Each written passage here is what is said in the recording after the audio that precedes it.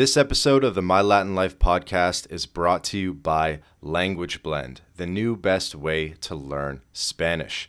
Language Blend focuses on what you actually need to live and get by abroad with daily one-on-one lessons, a dedicated texting partner. It's like living in a Spanish-speaking country without ever leaving home. Go to languageblend.com for more information.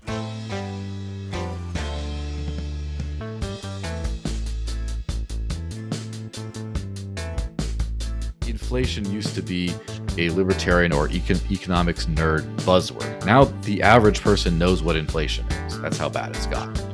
And this whole banking crisis that we're right in the middle of, which is, a fantastic timing for this podcast maybe, I think is also opening up people's eyes to, oh, wow, another once-in-a-lifetime banking crisis in my life. Welcome back to the My Latin Life podcast. Since 2014, My Latin Life has been your trusted guide to traveling and living in Latin America.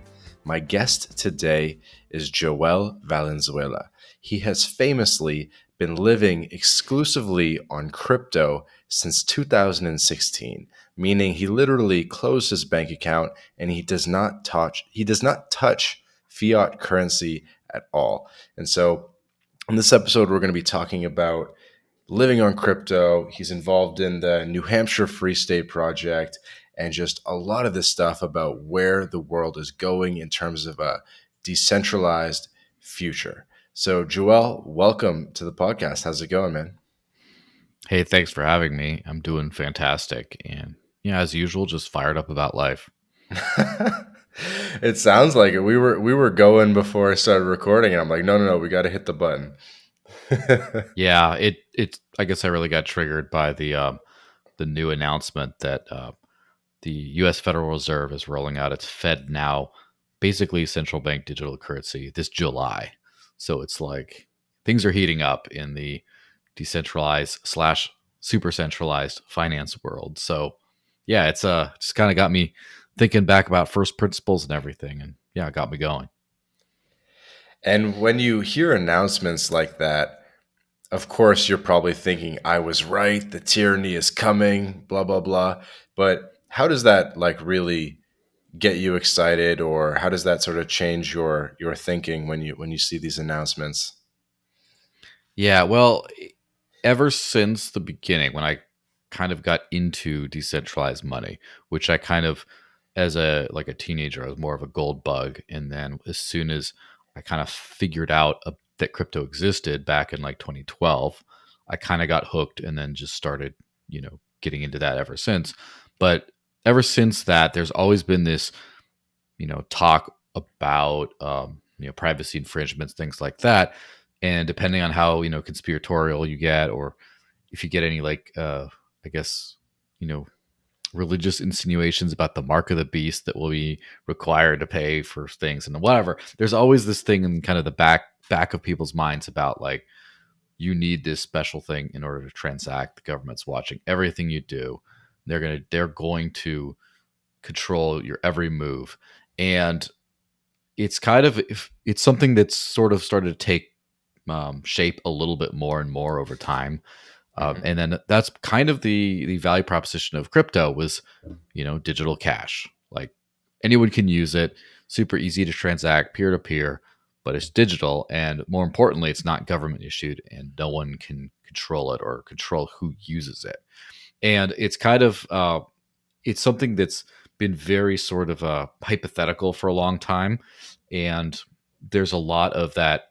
I feel like Wait. What's been hypothetical? The central bank digital currencies, or the idea of living on crypto? Yeah, I guess both of those things, right? The idea that there is some sort of a controlled, there's some sort of a government controlled sort of absolute power, controlled down to your every single purchase, watching everything you do. That kind of more totalitarian I guess system. it's kind of inevitable, right? Like money is going to be on the internet. The government's going to kind of see what the transactions are doing. Obviously, it's scary in terms of them being able to shut you off or encourage certain behaviors and stuff, but it's kind of inevitable, no? Yeah, I think so. And it's inevitable that people will try it. I guess it's kind of like, for example, if someone gains power, at some point they're going to abuse that power. And if they abuse the power long enough, eventually they're going to do horrible things. And then eventually people will rise up and push back against that power, turn over the tables, and then new people will be in power. And then they'll get more power. And then the cycle repeats. These kinds of things just tend to happen. And so, uh, obviously, when you have a government having absolute control over the money that people use, at some point they're going to use it for all kinds of abusive things, which is kind of one of those reasons why cryptocurrencies got founded. I mean, in the Bitcoin Genesis block, there was uh, there was a bank run message coded into the first ever Bitcoin block. And for that exact reason, this is kind of freedom money. This is our way of getting away from this. And so now we get to today. I feel like it's been sort of theoretical back then, where it's like, oh, this could be bad. We need to do something. And then we start getting some very rudimentary tools to do something. And then it still is kind of this gulf between what we're saying, the bad things that could happen, and the good things we need to do to prevent that. And then every year, those two get closer and closer and closer together until Mhm. finally we get to where, for example, in 2015, I started exclusively earning cryptocurrency. And so that for me was that okay, that pivotal transition moment. And then here we are in 2023 when we're starting to get this government surveillance payment method Yeah, that does all it's kinds of definitely nefarious trippy. things. And it's So, just like Joel, they're then finally meeting. they're meeting. Joel, I have to try to attempt to be a good moderator of the discussion, and I'd love to just have you do a little bit of an intro into who you are for people that aren't aware. You definitely queued it up a bit, talking about how you started earning exclusively crypto in 2015. But do you want to just give us a little bit of an overview? Yeah. So I am a cryptocurrency and decentralized tech advocate and consultant and educator. And that's kind of what I do. Um, I grew up in the north of Mexico. My parents were Silicon Valley yuppies, and before it was cool, before everyone was doing it, they decided to become expats in a Latin American country. But rather than do the digital nomad thing, because that wasn't really a thing in the early '90s, um, they decided to become cattle ranchers. And so I grew up on a cattle ranch in Sonora in the north of That's Mexico. pretty dope. Yeah, I mean it wasn't back then. It was kind of like, why are you forsaking all the cool things that we have in Southern California for just this life of being a developing country agricultural worker? Are they And were they like Mennonites? no, my dad was a programmer at Hewlett Packard. My mom owned a newspaper. It just my dad who grew up in the north of Mexico, and it was the family's ranch. And even though they were doing well with their careers in Southern California, they just decided to get a change of pace, and just decided to embrace more of a quality of life, get away from all that, all the stuff that's now infinitely memed about the Southern California Silicon Valley culture.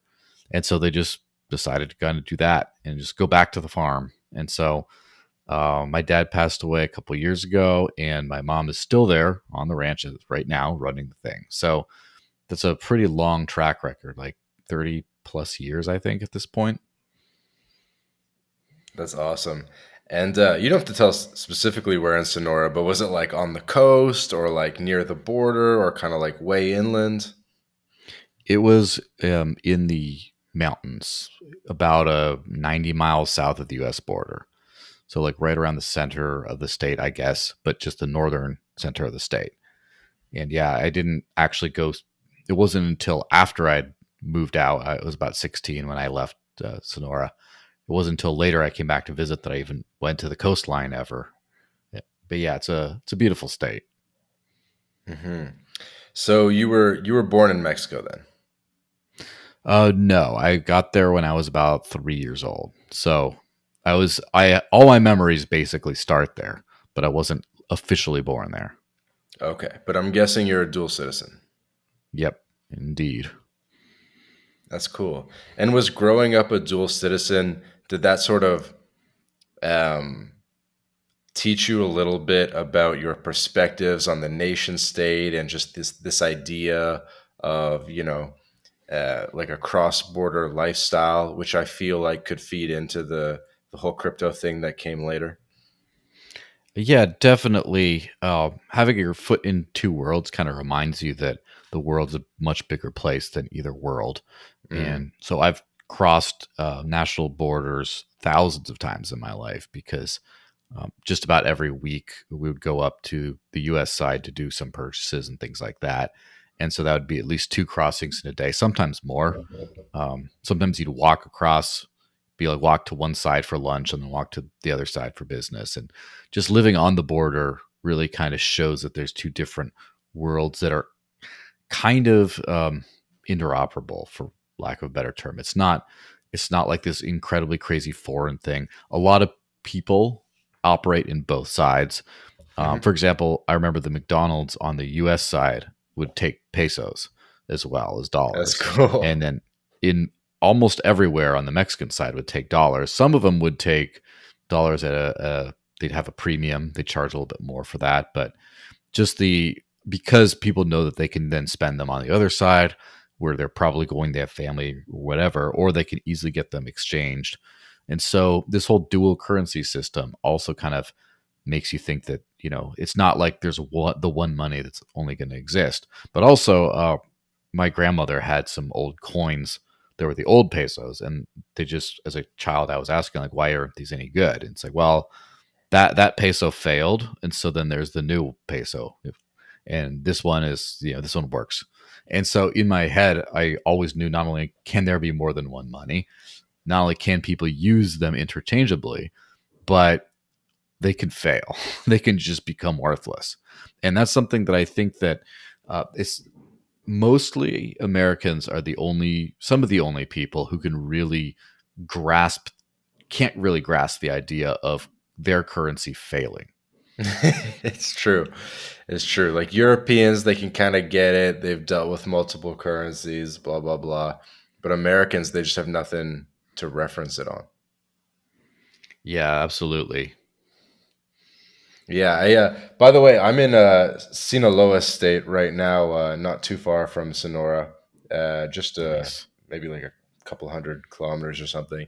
But I may or may not have grown up in Canada, and I'd go down to the States. And one year it would be like 80 cents to the dollar. The next year it's 90 cents to the dollar. The next year it's even, and then back down to 80. And so it's just always arbitrarily changing. And it definitely taught me a lot about arbitrage and just like different rules in different jurisdictions, because when I go to the States, I'd like buy like cartons of cigarettes, and then I'd go back to Canada and like sell them for like double, triple, and make some side money doing that back in high school and stuff like that. So, and seeing how much cheaper the alcohol was in the States. And so I also kind of got some of that vibe earlier on. So I know a lot about what you're talking about. Yeah, absolutely. And one thing that people don't realize is that there's uh, first off, people don't realize that Mexico has different states, just like the U.S., and there are quite a few differences there. But also, just how different jurisdictions can be and people's lives can be from that.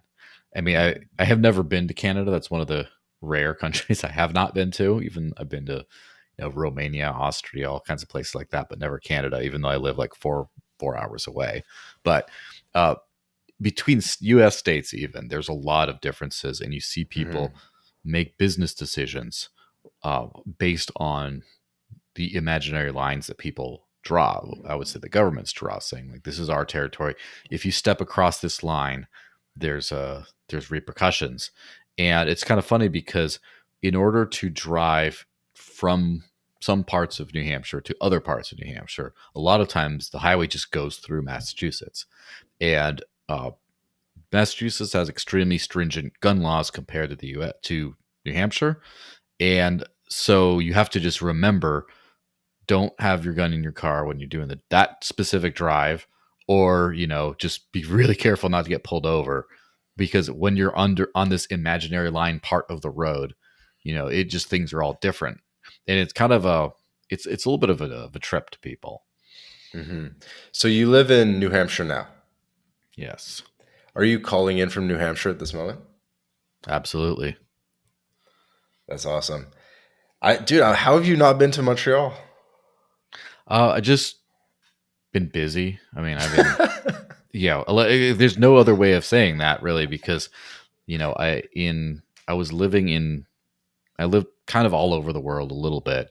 And then I was most recently living in Phoenix for most of my mid 20s. And then in 2013, I moved to New Hampshire for this thing called the Free State Project. And so 2013, I mean, I'm coming up on 10 years in just a couple months. And it's just been a whirlwind of like, moving to a new place, you know, getting a house, getting into crypto, living all off of crypto, trying to build a business, all this kind of stuff. Just a decade goes by like that. And so all the places I traveled since I moved have been for explicit work trips or other obligations. So the whole, man, let's just go up to Canada for some fun has just never been in the cards yet. Although this might be the year. I do have a friend who's in Toronto, and I for a lot of reasons um, cannot leave the country. So if I want to see him, I got to go to him. So there you go. Dude, I definitely recommend Montreal. It's got to be 3.5 hour drive from you, maybe, depending on where you are in the state. And I think you'll find it a very enriching experience. You're walking around just a couple hours away. Everyone's speaking French and stuff. It'll be cool. Yeah, I did used to live in France at one point, so I used to be fluent, so I could probably dust that off and see if I can get it to work. There you go, c'est ça. That's awesome. And so, do you want to tell us a little bit about the New Hampshire Free State Project for the people that are unfamiliar with it? Yeah, so basically, Jason Sorens in his doctoral thesis had this idea where he basically posited that um, the ideas of radical freedom, of basically the maximum role of government should just be to protect property rights and defend from like outside invading armies, and that's it. That idea is held by relatively few people, so that voters elect people who, usually along the right or the left kind of paradigm lines, or the Republican Democrat Party lines in the US, for example. And neither side gets to actually, both sides, I guess, contain nuggets of freedom, but for the most part, it's anything but. And so basically, all these arguments say, economic theories, all these other things say, well, freedom is the best condition for humanity. It really provides the best outcomes, the best social outcomes, the most prosperity, etc. But you can't actually try that out unless you get group consensus through democracy, or representative democracy, I should say, to implement those. So so what if we just got all the people who thought a certain way, who believed in maximum liberty, you just got them all to move to one particular spot, especially a low population state, and then vote basically and get elected to a local office, all those kinds of things, and basically implement those ideas of freedom and absolutely minimal government, and just see what happens. And just, I guess, as a experimentation ground, as a breeding ground for sort of showing what a free society could look like. And then the rest of the world can kind of have this example and then follow suit. I guess it's sort of like a microcosm of what was the American model, where you have something that formerly was much more pro freedom than anywhere else in the world. And then you had a whole lot of the world then started copying the or liberalizing and just following the kind of American model with various tweaks, but still. And a lot of the, I guess, 20th centuries, and before, I guess, the 19th century as well, a lot of the exponential growth in standard of living and survivability and prosperity and things like that across the world. Obviously, very uneven. It's not been awesome across the board, but all that can be kind of can be sort of traced to something similar to the modern free state model, which is Hmm. America. Of course, America had a lot of problems with it, still does, is probably accruing more problems. But basically, the idea was that. And so um, the Free State Project was formed, which is just a nonprofit organization that served to educate people about this idea. And they picked New Hampshire of all the U.S. states as a one that's is well Hmm. developed, Live free or is die. yeah, just primed for kind of. I mean, if you all moved to Rhode Island, for example, that'd be a little bit bumpy. But if you move to already what is one of the freest spots in the world, and then you just blend right in and kind of reinforce what made it free. So that's kind of what happened. And what ended up, the idea shifted a little bit to where it became a little bit more general purpose than just let's move and participate in elections, although that's still kind of part of it for some people. It's more just let's all live and be around like-minded people, and then just see what the free market of ideas does. Hmm. And so the Free State Project, do they have like a specific piece of land or a farm, or is it the whole state, or there's no land at all, but it's just like headquartered in New Hampshire, or how does that work? It's just an idea. So what happened is there's a nonprofit organization that is mostly run by people who already moved for this idea, but the nonprofit organization mostly just maintains a website, and that's about it. And kind of uh, helps with some resources, but mostly it's an entirely grassroots movement. So there's people that just show up and just decide to move like anyone else who moves to any other state, except there's a network, again, not maintained by the Free State Project organization, but just by the people who are here. There's just a network of groups of people who will help people unload their moving truck and get settled. They'll help people find jobs and be on the lookout for apartments, and just basically act as an intentional voluntary community. And that Okay. really does help people kind of get going. And then obviously through hearing about it online and through the grapevine, etc., then you get more people who want to come, and it just kind of goes from there. Okay, gotcha. And so do people tend to congregate a little bit in like any of the specific cities within New Hampshire? Yes, sort of. Right now, it's become much looser, but in the beginning, you got obviously people going everywhere. But Keene was a big hot spot because uh, Ian Freeman and Mark Edge of Free Talk Live, which is a pretty big nationwide radio station, moved from Florida up to Keene, and they did a whole lot of I guess what would activism that would resonate a lot more with the radical left, is in a lot of civil disobedience, a lot of protests, a lot of things like that. And that was kind of also a lot of controversy associated with that kind of stuff. But so then a lot of people started congregating in the Manchester area, which is more in the center of the state instead of the western side. Hmm. And then when I came to the Manchester area originally, but then that's when a contingent of people who are a little bit, I guess, a little bit more normy, if that's even a thing, little more life together, a little more all that, started to congregate in the coastal regions. And so that's where I ended up settling more long term.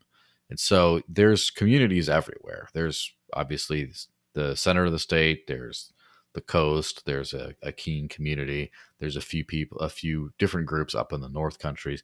All in all, it's hard to get an estimate on how many people moved, because obviously as a loose decentralized organization anyone could do it, and libertarians are very notorious about not wanting to give up on their privacy. So estimates are somewhere between like the 5 to 10,000 range of people who have moved explicitly for the project. That's pretty cool. So you're saying near the New Hampshire is a very small coastline. That's where there seems to be like the most congregation right now. Yeah, I wouldn't say necessarily the most congregation. It is kind of becoming It's kind of one of the more vibrant and up and coming communities. It's not. It's within let's just say the coast because there's only 14 miles of There's coastline. Hampton Beach and there's Portsmouth, basically, Yeah, right? there's a few towns. There's a goes Seabrook on the south, and then you go. There's a few Hamptons. There's Hampton Beach, Hampton, Northampton. Then you get Rye, and then you get Portsmouth, Newcastle, and then you hit Maine. That's like the ocean. But as far as the what's considered the coast is basically anywhere like 20 to maybe 20 to 30 minutes drive from the ocean. So like that little area right there is considered the coast. Hmm. And it's probably the most densely populated part of the whole state. So probably around um, a third of the state's population is right around there.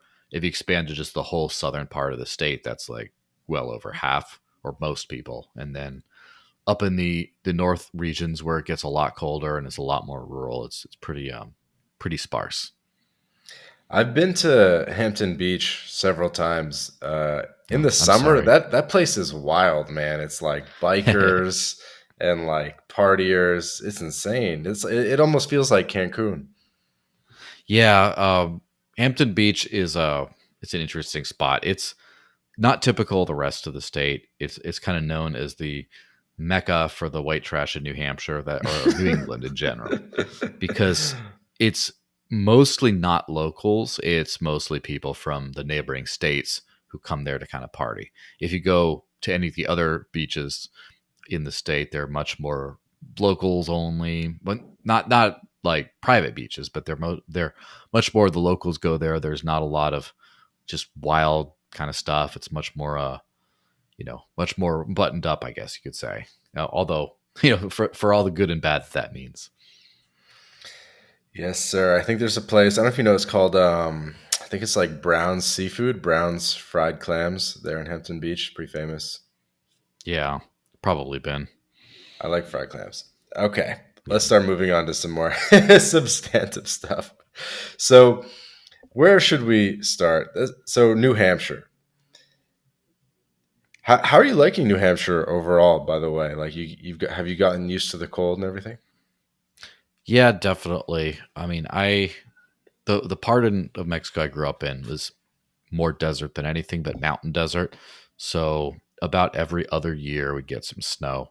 So it wasn't like I never seen snow, but it definitely was a bit of an adjustment coming from Phoenix, which is like the surface of the sun, and then here you are with a place with actually four seasons. I really enjoy it. I mean, we're just getting through the tail end of winter just now, and it's sometimes winter gets a little bit long, but the rest it's all good. I mean, as long as you're kind of prepared for it. Some people just can't take the cold, but it this state is warmer or within 5 degrees of I think half of the U.S. states. So it's not exceptionally colder. It's just compared to a lot of places like say Ohio and Illinois and Nebraska and the Dakotas and Wyoming and Idaho, just a lot of different places. It's actually a lot more pleasant, but you do get Mhm. snow. It is a thing. I think people who just cannot take the prospect of putting on a coat every day for months at a time might want to try to find like a timeshare somewhere in Florida or Latin America or something for Mhm. a couple months, and then you're pretty much set. Yeah, I think that's probably one of the arguments, right? Where it's like, if you're really optimizing for maximum freedom, New Hampshire's a good amount of the way there. But do you think it's really like maximizing freedom, or it's sort of like a balance between freedom and a little bit of a high trust society with decent infrastructure that you might not get in like Paraguay or Panama or something?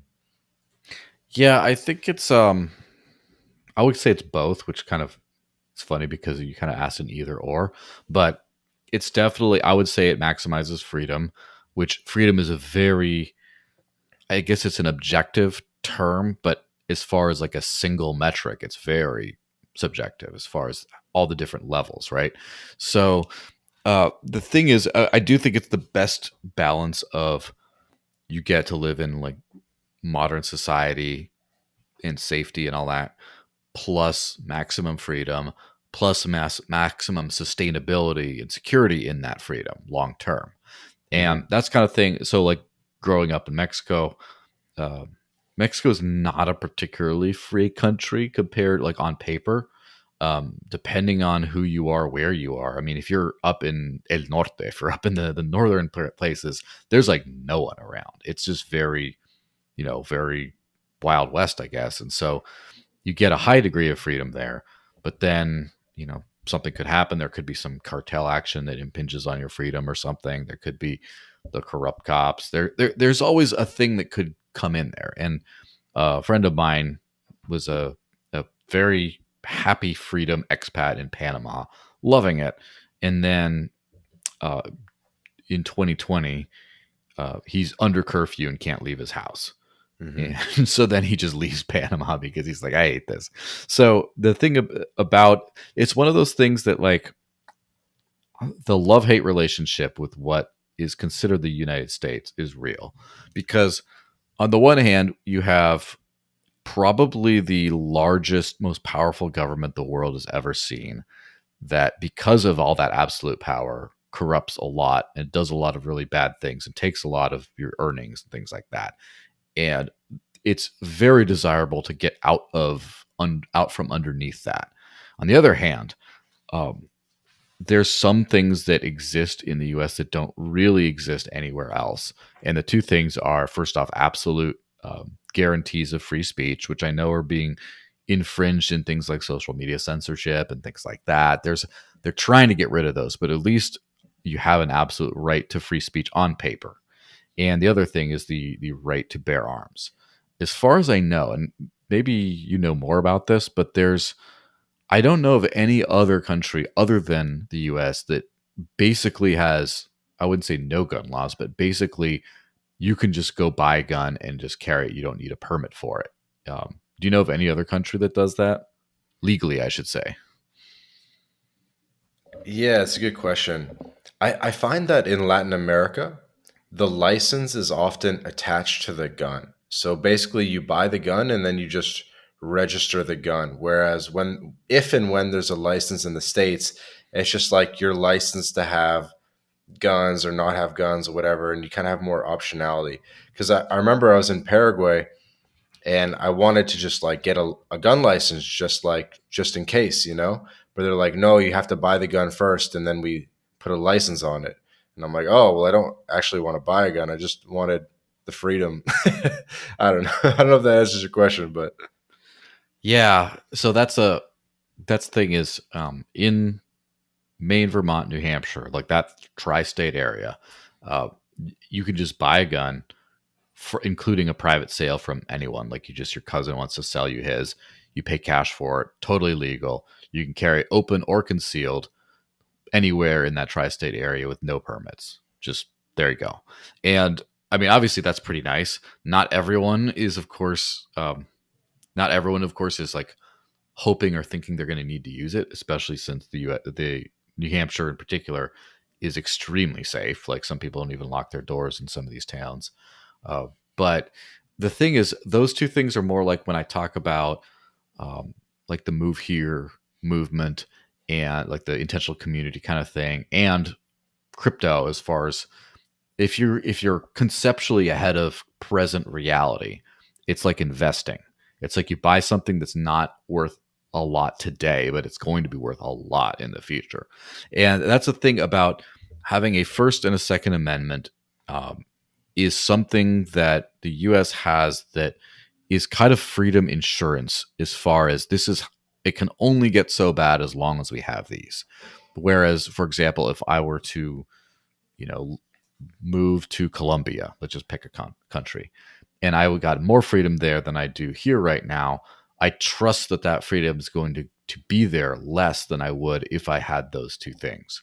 And so, I think that honestly, it's sort of a open season for which Latin American country can get to a below US level of government corruption and implement a First and Second Amendment as far reaching and radical as the US has. Because if that's the one thing that I think is holding back a whole lot of people from committing to, the I wouldn't even say the expat life, but just living permanently and just relocating to someplace like that, because it's that sort of security that you're going to continue to enjoy the freedoms that you kind of have long term. I mean, that is one thing that I think that um, there's a very big difference in the freedom experience depending on who you are and what you do. I feel like if you act as a sort of digital nomad, a semi-permanent guest in a whole bunch of countries around, say, Latin America, Africa, wherever, I feel like you enjoy a very high degree of freedom. It's just when you start trying to grow roots, you want to participate in local politics, you want to do that kind of stuff, then that's when you start to run into a whole different sort of a world.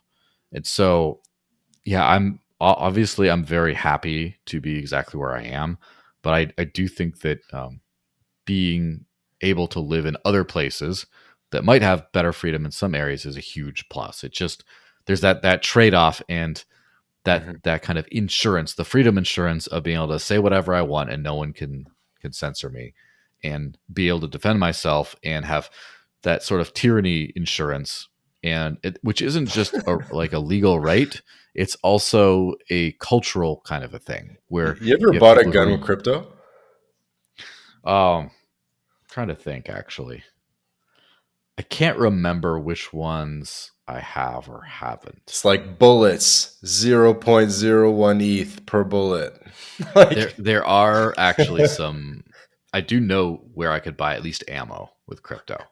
I'm sure I'm sure I'll find some gun stores. In fact, I need to start approaching gun stores because they're being censored by the payment processors. Like hmm some it's Visa cards true. and stuff won't be It's true. used It's a there. high And risk so, industry, right? yeah, exactly. So, prime candidates, especially when we have this whole CBDC thing on the very near horizon. That, yeah, I think it's pretty getting a little crazy out there. That's true. You're gonna get a letter in the mail being like, "Bro, you bought 10 guns this year. What's going on?" That's what the Hmm. C. How do you central bank digital currency Yes, CBDC? I haven't said it that many CBDC. times. CBDC. Yeah, you need to say it a million times for it to really roll off the tongue like that. But then again, if you're not in my industry, you probably don't need to. How many guns you got?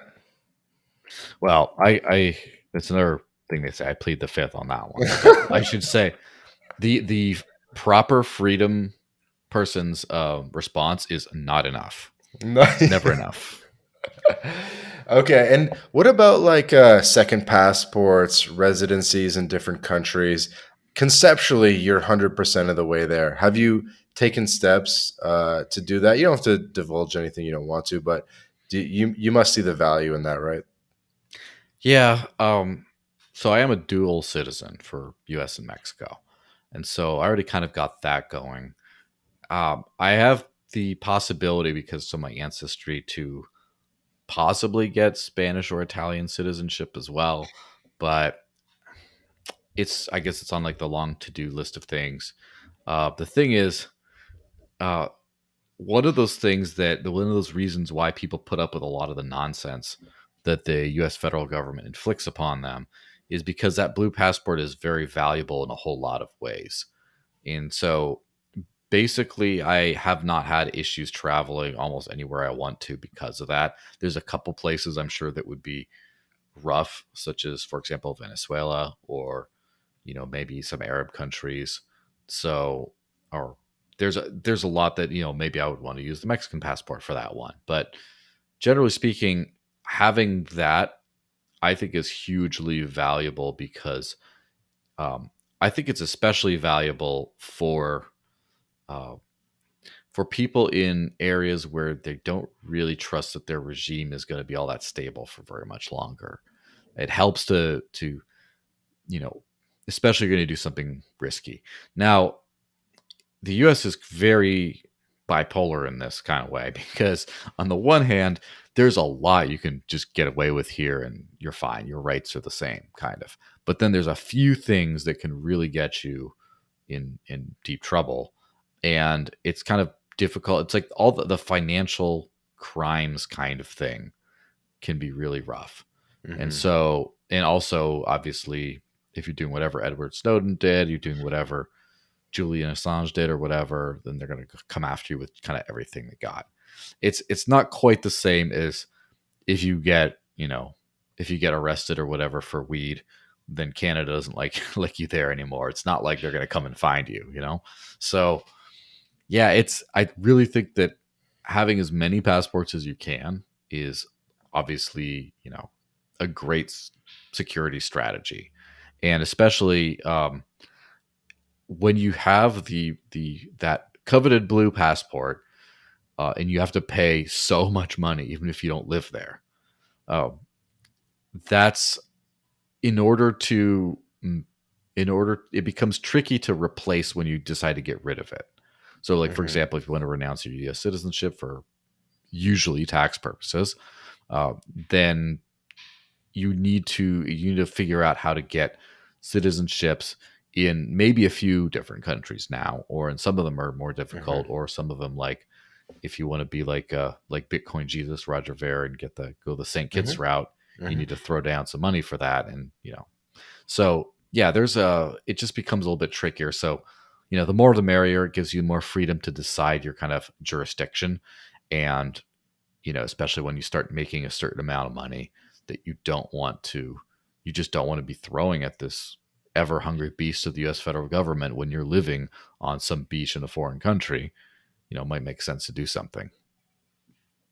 Yeah, I mean, you'd probably agree that at some point in wealth, it's just a no-brainer, right? If you got 10 million cash, 20 million cash, 150K for a passport, CBI is like a no-brainer. Yeah, it's the renouncing part that Yeah. becomes a little tricky because first out, if you renounce your U.S. citizenship, um, then for tax purposes, obviously that's great. But then if you don't live in the U.S., that's great. But if you do want to at some point live in the U.S., at some point you got to be a permanent resident again, and then you're back in the same boat. So that's the kind of a tricky thing. Which, Yeah. by the way, But fun by the way, fact. for listeners, they're mutually exclusive concepts. Like you can acquire additional passports without renouncing. But Yeah, some people want to acquire additional passports because you can only renounce American if you have another one to fall back on, right? So they're they're different things. But yeah, yeah, I would say probably like you wouldn't want to renounce unless ideally unless you had at least another first world passport or tier A passport rather, be it Europe, be it Canada, something like that. well, fun fact. My dad did end up renouncing his U.S. citizenship at one point because he was a dual citizen. But this Mexico made you have only one citizenship if you wanted to own like land. And Really? so, in order to own the ranch, he had to renounce his U.S. citizenship. But then the law changed at some point, and so then he ended up petitioning the State Department for citizenship back, and they just like mailed him a passport like a couple months later, and that was it. That's So that sick. was kind of crazy because I do remember through many border crossings, he would always be showing his green card, and I'm like, why does he have to show something that none of us have to show? So yeah, it was kind of interesting. Hmm. Yeah, I'm looking forward to becoming a Mexican citizen one day so that I can own beachfront land in my own name without using a trust. Yeah, I mean that would be nice. We get that spot in Tulum or Mazatlan, something like that. We'll see. It'll be a secret spot. The podcast won't know until after it happens. Yeah, invite everyone for an after party there one day. My Latin Life conference. Um, Dude, we definitely have to talk more about crypto and about getting in early. I know you wanted to make that a bit of a theme for the podcast. Um, so I guess just as a segue, I think getting in early for residencies and citizenships, now is the time. These things are getting more difficult every year.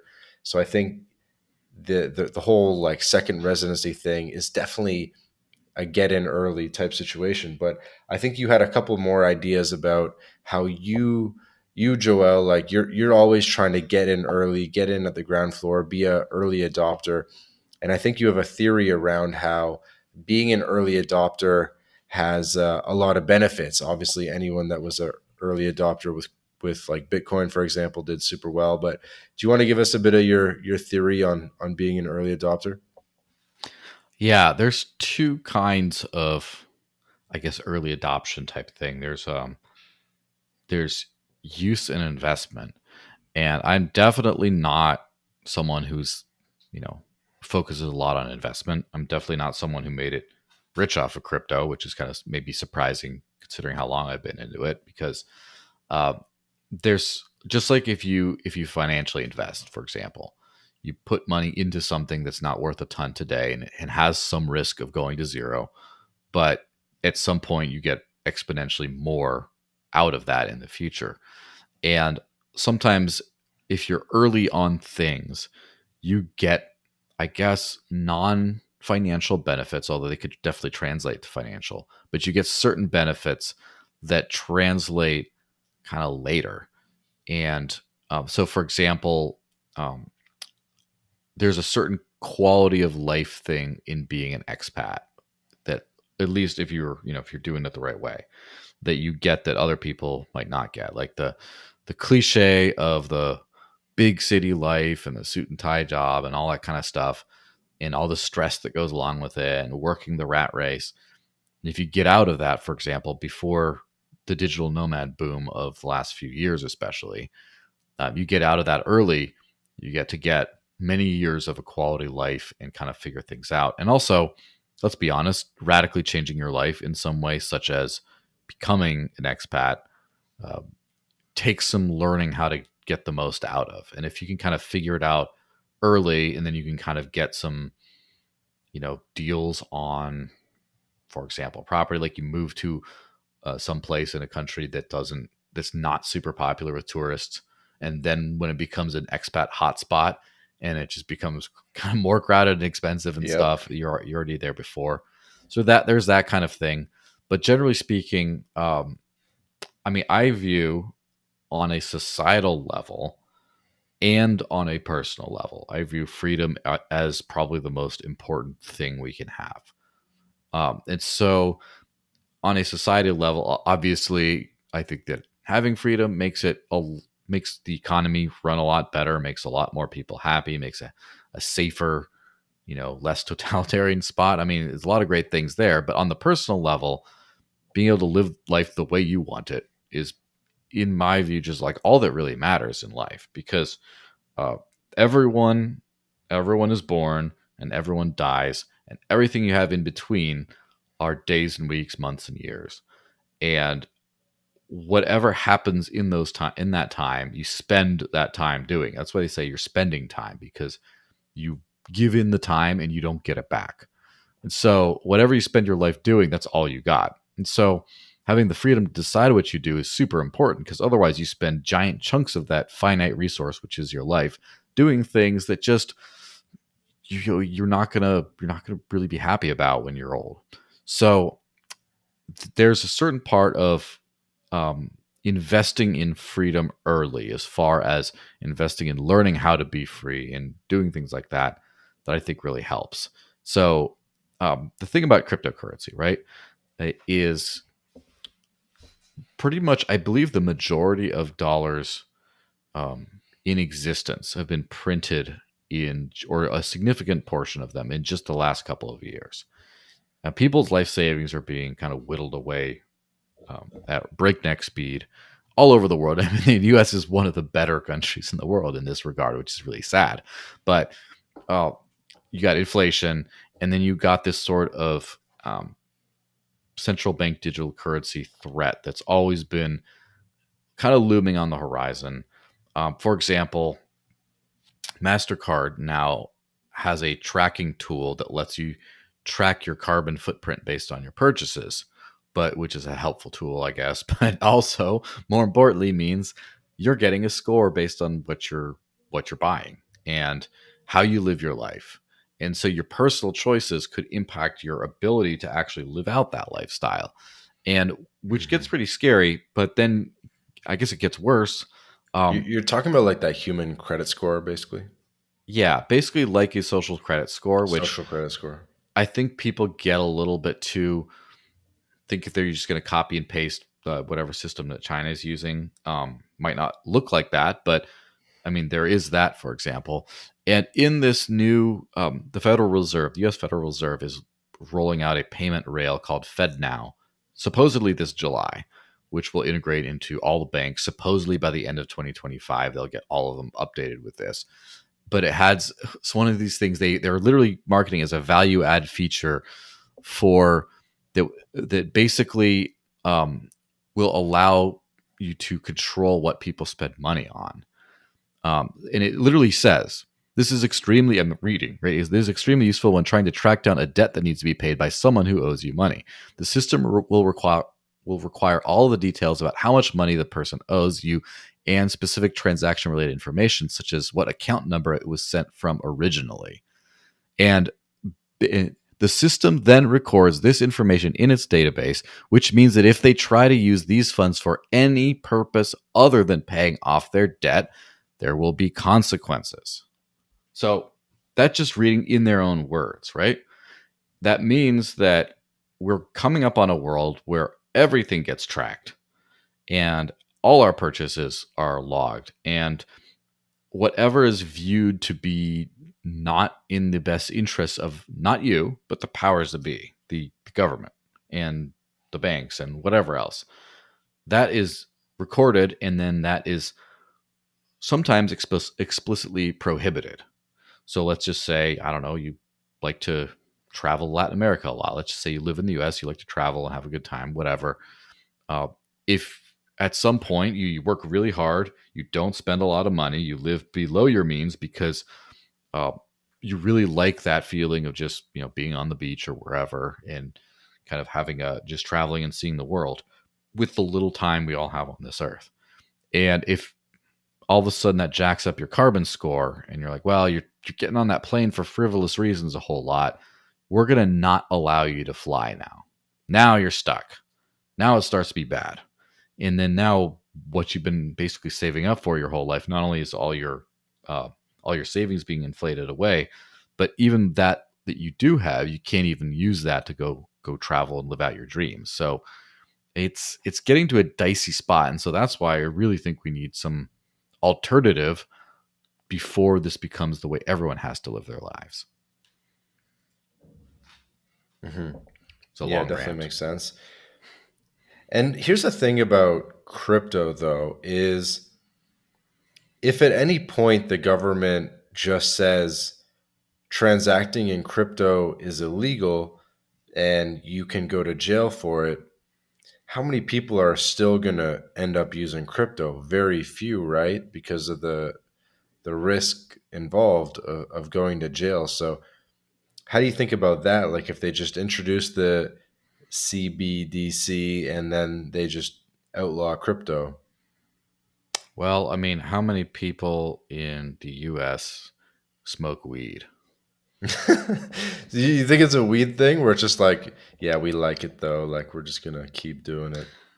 Well, as someone, so I'm not a big cannabis user. I have not really been, and as such, I am also kind of despite all the crazy stuff I'm talking about doing on literally the entirety of this podcast, other than that stuff, I'm not a very high risk individual. And so it blows my mind already that people for many years, just to get a little high, would basically risk prison, risk becoming felons, deal with like back alley, weed dealers or whatever. It blows my mind that anyone would do that, but yet millions and millions did it over the years. And the Yep. war on drugs won. It just happened. So where there's a demand, so there will be a supply, and life will find a way. I think that people will kind of do that stuff. I First off, this is kind of thing where if you need to kind of exist in the agorist world or the world of intentional gray markets, you can. And people do this all the time. I don't know a single small business that reports 100% of every bit of their activity on their forms. I'm pretty sure, like I was a martial art instructor for many years in a previous life. Nice. And I believe that not once did I get, every single time I got paid was under the table. or just it's all right, and people are already doing that kind of stuff because they can with cash, and there's a use for that kind of thing. I really do believe that people continue to do this, especially when technology is a lot better for this. But beyond that, I also think that just the probability that decentralized crypto gets like outright banned is very low in most of the world. Because, first of all, when you do something that drastic, you kind of add a crazy amplifying effect to it. It's like the Streisand effect. You kind of shock the system, and then people are like, oh, well, what is this crazy thing? And then, banned in the US, you can't even, like, that becomes like a narrative, and it really solidifies the value proposition of decentralized tech Mhm. is if it's kind of explicitly the government's afraid of it. But also, a lot of people in Congress own a lot of crypto. A lot of their constituents own a lot of crypto. It's kind of such a big part of the whole, system. And for example, when you have like a Federal Reserve branch who's hiring blockchain developers, where do they get those blockchain developers from? From the crypto ecosystem, from the people that are around. And it just, at some point, there's just only so much you can realistically do. That's something that even in dictatorships, they have to operate in a certain semi free market environment, as it were. Although, I mean, obviously not at all, but in that they have to. There's only so far you can push your people as a dictator before they will rise up and just kill you. It's always that kind of ultimate thing, and we've seen that with countless dictatorships all over the world. That this kind of thing happens over and over again, and I think that's one reason why uh, that that real threat of that has played, for example, pretty strongly into Mexico's history. So I don't know how much you know about Mexican politics, which in the modern day I don't really, ever since I moved away. But there was this guy called Colosio who was running for president, I believe, in the 90s. And he was the Mexico had one party rule for almost a century. The PRI won every single election. Mhm. And the only reason that ended is because their front runner, Colosio, was starting to get a little bit too real about these proposed reforms. People thought he was like, oh, he's the hope and change candidate, but he'll be our guy. And then he basically was too serious about actually reforming the government, so his own party had him assassinated. And people got really upset. And if you go around Sonora, you'll see almost every town will have a bust of Colosio somewhere in the town square. He's like their local hero because he's from Sonora. And basically, they'd been stealing every single election. And in 2000, they could not steal anymore because they knew that they would have literal blood on their hands. So they allowed Vicente Fox to get elected. And so that real, like, oh, we have to stop doing horrible things because we're afraid we're going to die is kind of a real thing. And I think that at some point you just have to realize there's only so far you can push the boundaries of what people put up with. And if there's already economic unrest, there's already inflation used to be a libertarian or economics nerd buzzword. Now the average person knows what inflation is. That's how bad it's gotten. And this whole banking crisis that we're right in the middle of, which is a fantastic timing for this podcast, maybe, uh, I think is also opening up people's eyes to, oh wow, another once in a lifetime banking crisis in my lifetime. Hey, everybody. Hey, everybody. Quick break from the podcast to tell you about Language Blend, the best new way to learn Spanish. Language Blend was co-founded by Jake Nomada, friend of the podcast, decade of experience in Latin America. And Jake and his team, they put everything into this program that they wish they had in terms of how to level up quickly with your Spanish language skills. Because the faster that you can get conversationally fluent in Spanish, the better the experience that you're going to have in Latin America. So go to languageblend.com for more information.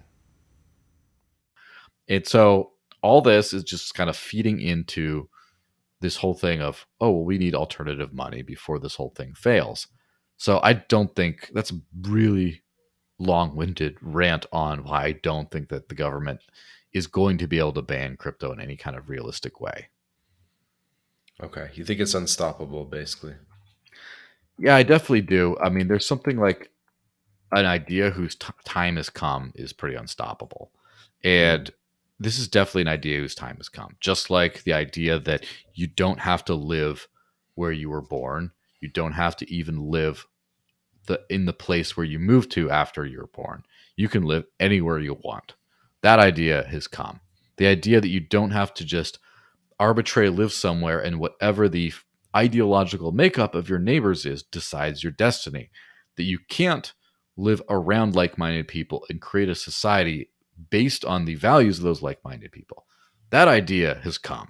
There's a lot of ideas that have really come of age very recently, I should say. They're starting to come of age, and I just don't think there's any going back on any of those. Yeah. Yeah, it's definitely tough to stop technology. Yeah, and ideas especially. The thing Mm. about crypto's depending on the crypto for sure, but it's a pretty resilient technology. But the big thing behind it is the ideology of radical freedom. Of we have the ability to do whatever we want. We don't want people to tell us what to do. And one thing, for example, that is really kind of taken the world by storm a little bit is this thing called DeFi, or decentralized finance, which basically is all the um, financial instruments and things like that that people use, banks and things like that for, all packaged into a decentralized protocol that anyone can kind of use. And it sort of reminds me, a friend of mine, his intro into crypto was it. It's a very it's very funny how this. It's very simplistically funny how this works, but it's true. Yeah, he was kind of have a young 20-something-year-old.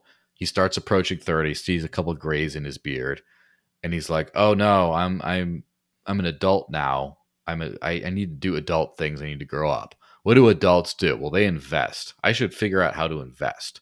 And it was right around the Snapchat IPO, and he just goes to his bank and says, I want to invest in Snapchat." And they just laugh at him like, "You're not an accredited investor. You can't do this." And it just hits him like, "Oh, I can't." And then he hears, "Oh, but he hears about this thing called Bitcoin that you can just buy. Anyone can buy it." And it just clicks. Like, this is something power to the people. And people want to be able to trade, to invest in assets. They want to get yield from assets. They want to be able to trade them for each other. They want to get loans without a credit score. And you can do all this kind of stuff with a decentralized protocol today. And if it's banned in a certain country, you just flip on your VPN and just do it on another one. And I think that once you have something that powerful out there, people are not going to just stop and just be like, "Well, I don't know, the government doesn't like this." I mean, people also risk prison for downloading movies, music. So at some point, when it's that easy, I mean, admittedly, uh, smoking weed is a little harder to come by in a very illegal society, but it still was everywhere. But file sharing, if using decentralized money and finance is as easy as BitTorrent was back in the day, there's just like no hope for stopping it. Yeah, it's fair.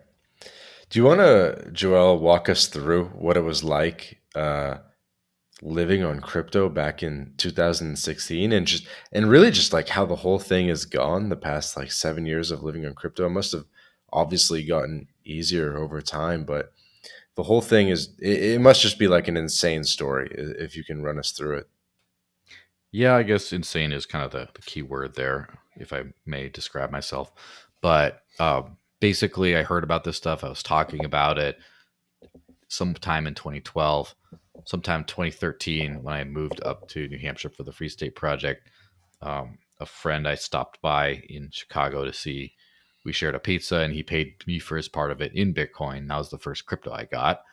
And then I got to New Hampshire, and because of the Free State movement, there's quite a few people that were using this stuff.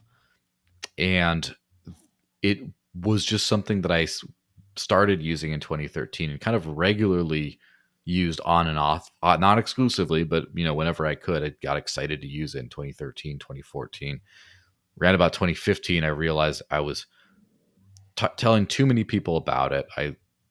I was advocating for it too much. It just more than I was comfortable with. And so I thought, well, if I talk about this is the new money, you're not going to need dollars anymore. If I'm talking about that stuff, I better live it. And so I just decided, you know what? At the end of, somewhere was that November, December 2015, I just decided I'm not going to earn government currency anymore. And so I just, quit my job and I was like, all right, now I'll figure out what to do. I didn't have a plan before that, by the way. I didn't say, well, I'm going to quit my job. I have something lined. I didn't have anything lined up. So I cold emailed or cold called Cointelegraph, which is one of the big crypto publications and was at the time as well, and just said, hey, you looking for writers? Do you pay in Bitcoin? And they were like, yes and yes. And so then that's just kind of how it started. And of course, in the beginning, that was probably the scary part in the beginning was uh, where I will only be paid in decentralized money. And there wasn't a lot of infrastructure for that at the time. It was really rare. And so at that point it was very scary and risky. But once I got in, I was like, okay, I can make this work, and spent it here and there, did something here, got, a friend to, oh, well, you pay for this for me if I pay you this, all that kind of stuff. And then mostly just when, rent was getting close to due, I would just sell it for cash in my bank account in 20, up until, up through the first half of 2016. Now, and then at some point, there was a giant overdraft in the bank account for some weird reason. And someone had like forged a check or something and tried to clean out my account. I had to spend like a whole week trying to get that reversed, and finally did. But then they said, and it was also comical at someone just literally scribbled something on a piece of paper that looked nothing like my signature or anything, or even my name. And they're just like, sounds good. We'll give him all this guy's money. Just mind blowing how poorly the banking system works. So I did get it all back, but then they said they're going to close the account and we have to reopen you a new one for security reasons. I just said, nah, just hold off on the reopen part. And I just never went and reopened it. And from there, it was just, okay, well, let's see what else I can pay with this stuff. And I would not have been able to start that early if I didn't live someplace like New Hampshire with a group like the Free State Project. And it's not until the last several years that it's gotten to something where I could actually just tell people. In fact, I do. I have this video called "How to Live on Crypto" that's updated for this year, where I just show people some tools I can use to kind of do that. But I wouldn't have been able to do that until very recently, to where I could just say, "Hey, anyone kind of do it." Back in the day, it was just, you really got to scrounge around and get a lot of individual things like, you know, beg your landlord or find someone who really wants to buy crypto privately. And so you're just like, well, why don't you pay my rent for me? And I'm going to just pay you in crypto instead. And then there you go. There was a lot of that kind of stuff. And now you can not form any of those relationships if you want, and just use established services and live all in crypto. And it's including as of like of 6 or so months, I guess, like pay your mortgage and stuff, which is pretty cool. So yeah, Mhm. it's definitely very different than it used to be. And I think listening to some of your other interviews that you've changed like your crypto stack over time. Certainly the software stack as well, with like bill pay stuff coming online. But the cryptos that you're using, I think you said you're originally doing more Bitcoin and then you started doing more Dash because it was easier for day-to-day transactions. What are the best ones for the day-to-day transactions these days? Yeah, so that is correct. I did start with Bitcoin because I was almost the entire market back in 2014, 15, 16, like right around then. But then at some point, uh, this gets a little bit into crypto politics. If there's some people listening who know kind of into that story, but it's also at some point, um, Bitcoin's block size, which is its base capacity, just like how many transactions it can process on the Bitcoin chain, never got increased. And when a lot of people got on there, it's like, well, you got only one train that comes every 10 minutes that can hold a certain amount of people. And then when it's gone, it's like too many people want to use it. Sorry, you just got to wait for the next train, and without increasing the number of trains or the number of tracks or whatever. So it basically got slow, super slow and expensive to use Bitcoin. More super slow. I mean, it was already getting to like the 50 cent range per transaction, which is a lot more than I was used to. But also, I'd have to wait a couple of hours for a payment to go through, and uh, that caused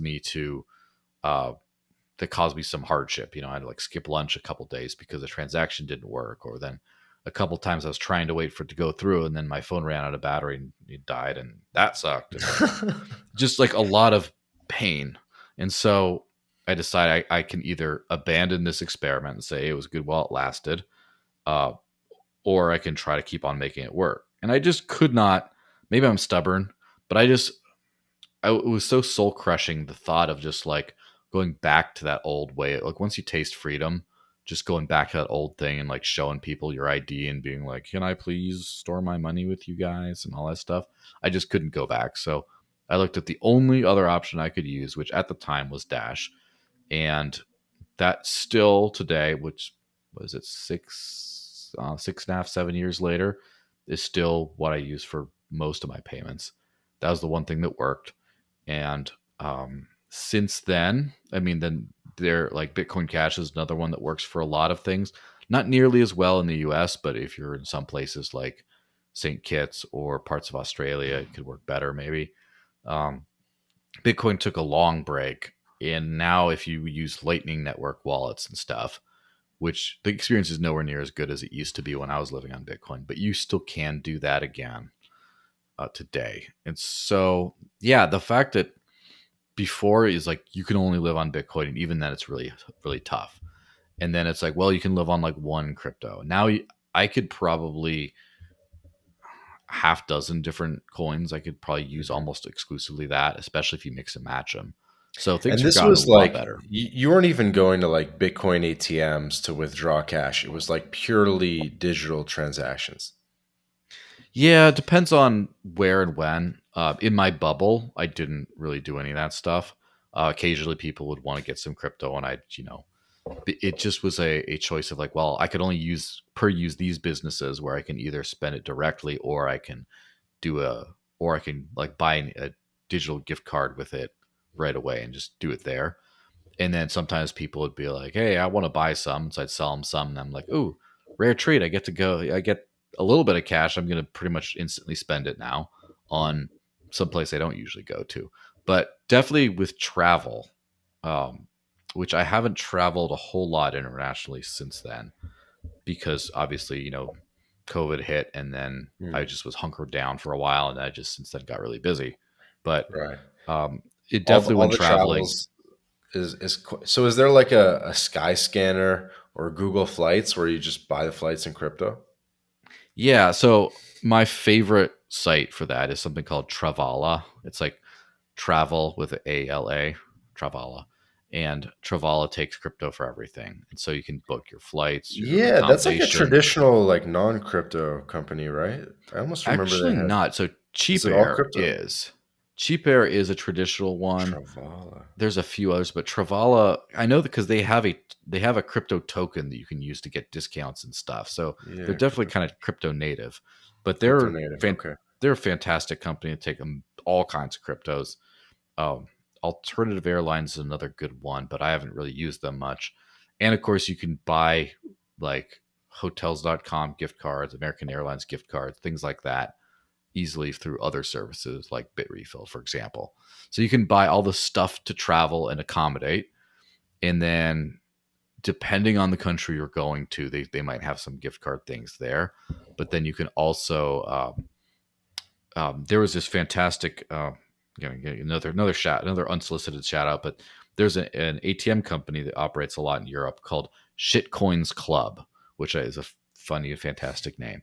But they have ATMs all over the place. So when I went to a conference in Madrid at the end of 2019, obviously I paid for my airfare, accommodation, everything in crypto, and Hmm. then I just showed up in Madrid with just like with basically no bank card, no nothing, and quickly found my way to one of these ATMs. sold some crypto for euros that just covered the journey for like spending cash around there.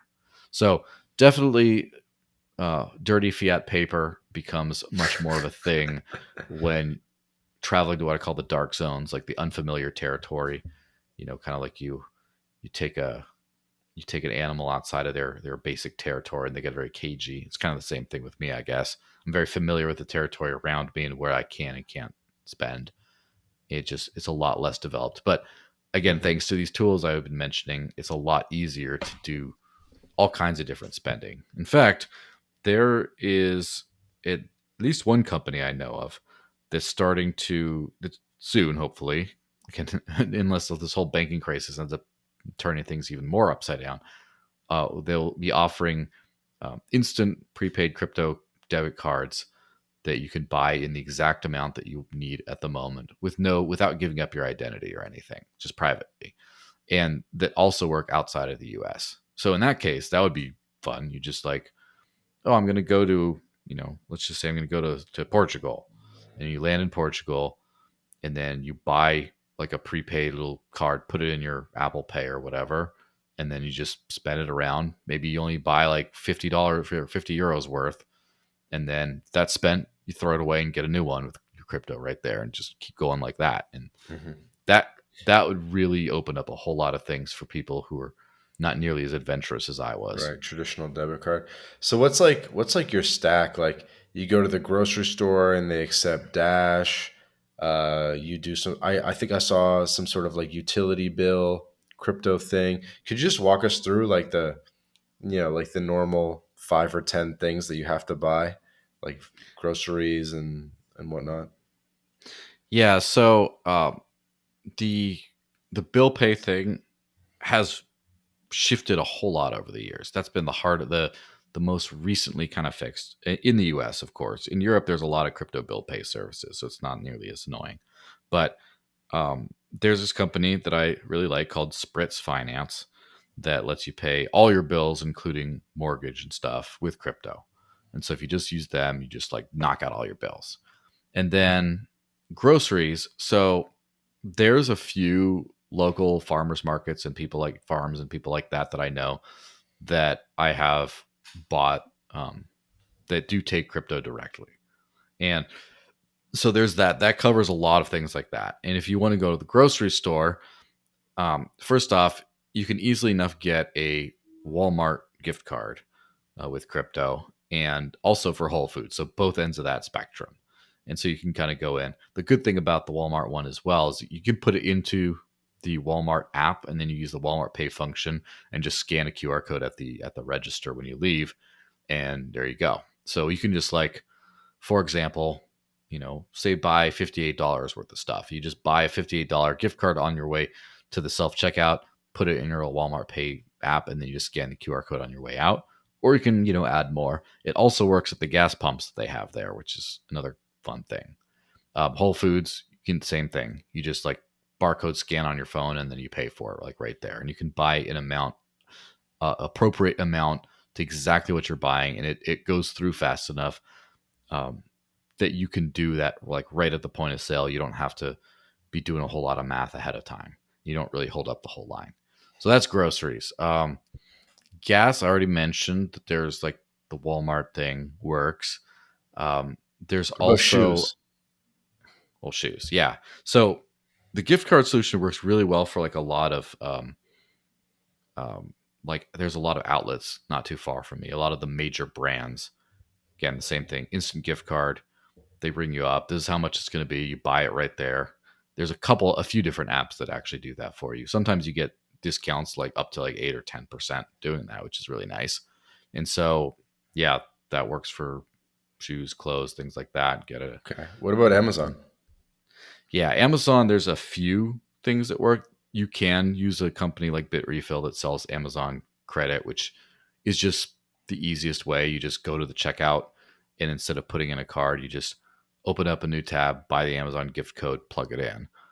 But for if you're willing to wait a little bit more, there's a site called Purse, which lets you get a lot more discounts than that on Amazon. And it works by you put in some crypto. Someone who wants the crypto will buy your order for you. and then crypto gets released from escrow to them. And so that's a little bit more because you have to get a wish list, an Amazon wish list, and put it in there, and then wait for someone to pick it up. And so it's a little bit less certain as far as timing, but you can get like 15-20% off like an Amazon order, which is not bad at all. So yeah, that's Amazon. There's this one service where I like. It's out of Germany, but it does work in the US as well, called Shop in Bit. And they have a concierge service where you can basically just say, I want these items, and they'll just buy them for you and send them to you. And then you pay crypto, and that's it. So you get all kinds of weird stuff that way. Okay. Okay. Instead of continuing to run down the list, I'd love to know just at a high level, it's probably been a fair bit of a like mental load or yeah, like a mental load to have to figure out how to do this every week. Things change, blah blah blah. I need to get the gift card. Do you think that it's been overall worth it the past 5, 6, 7 years to do this for the learning experience? You probably got to learn a lot about crypto in general. Like, what has it been worth the hassle? I definitely think so. And I have to qualify it by saying I don't know if it's worth the hassle for everyone, right? Just being super honest, there's a lot of difficult things in this. I do think it is worth it for everyone or almost everyone today. But over the course of when this has taken place, it's not always been worth it for the average person. I think it's been great because, first of all, I was in a position where I had enough lifetime flexibility that it wasn't going to be too much of a hardship. I could figure it out. Um, in addition to that, I learned a whole lot, not just about obviously about crypto, which is kind of what I do now. I work full time in the crypto industry, and a big part of that is based on my expertise on knowing how to live on crypto and knowing what services work and what don't, educating people, doing consulting about that, doing marketing campaigns, onboarding new services to use crypto or use a specific crypto that I know are useful and all that kind of stuff. So I built a career out of this. So that's great. Um, and also, just I've learned a ton about how the world works. Like I know a lot about like the payments industry and like what are the pain points in the everyday merchant kind of faces. I know a lot about money, of course, but also about like decentralized tech, a lot about the old financial system. When, as someone who doesn't use it really, you learn about all the idiosyncrasies and the craziness of it. Like, for example, when you swipe your card at a merchant, not only how much they get charged, but that they don't get that money for days later. They can't pay their employees with it for days. And you could just say, "Man, I don't want to pay it," and then there's a chargeback and they lose it. Like, I had no idea it was that bad before I kind of learned about this stuff. And yeah, it just teaches about almost every aspect of life, because this is also like, I guess cryptocurrency is really the sort of where it starts, but crypto as a whole is now so much more than that. You got obviously with crypto you learn about, digital money, or you learn about how money works. With DeFi you learn about how the whole finance system works, and then of course incentives and things. And then NFTs are a whole new thing where now you're like, okay, how do property rights work? How do digital property rights work? How do, licensing and like that kind of stuff? There's a whole bunch of things you kind of learn about the world, and it's an unforgettable kind of experience of education where you can't really go back. That's the big thing. I just know too much to go back to living on fiat again. What do you mean you know too much? Yeah, like I know. Well, here's the thing. Everyone kind of just deals with fiat and like fiat currency in a bank account, and they don't really think about it. Maybe they hear something, but it is actually kind of insane because um, the a scarce store of value, such as gold, is the entire reason we have money to get today. Those pieces of paper are supposed to be representatives of that, and at some point they didn't make it new money. They just took away. They just rug pulled everyone, just took away the value. And at any time, they can just make infinite more of those. It just steal your money out from under you. Not only that, but you can't get very far in life for most people without a bank account. So now you have to not only hold on to this fake paper money that you're required by law to use, that they could just inflate at any point, but now you have to give it to someone else. Give all your money, other than whatever you have in your wallet, give it all to someone else to hold on to, and just trust that they're not going to go bankrupt or lose it or whatever. Not only that, but the institution you give it to doesn't have your money. Fractional reserve banks don't have anyone's money, almost anyone's money at any time. And if just too many people want their money back in a short period of time, all of a sudden the whole thing crumbles and everyone loses everything.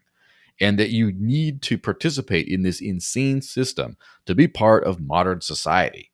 I mean, that is absolutely insane. I don't understand how we're putting up with this. And once you know this, they call it the red pill, all this kind of, trite kind of things. But literally, once you know this, how can you be like, yeah, I'm going to spend all those hard hours away from my family, grinding away, full of stress, doing this and that, just to store up some value in this whole sham of a system that the rich and powerful are just using to exploit us. Like, I can't do that. Like, I would never be able to hold down a job if I knew that's how I was going to do things.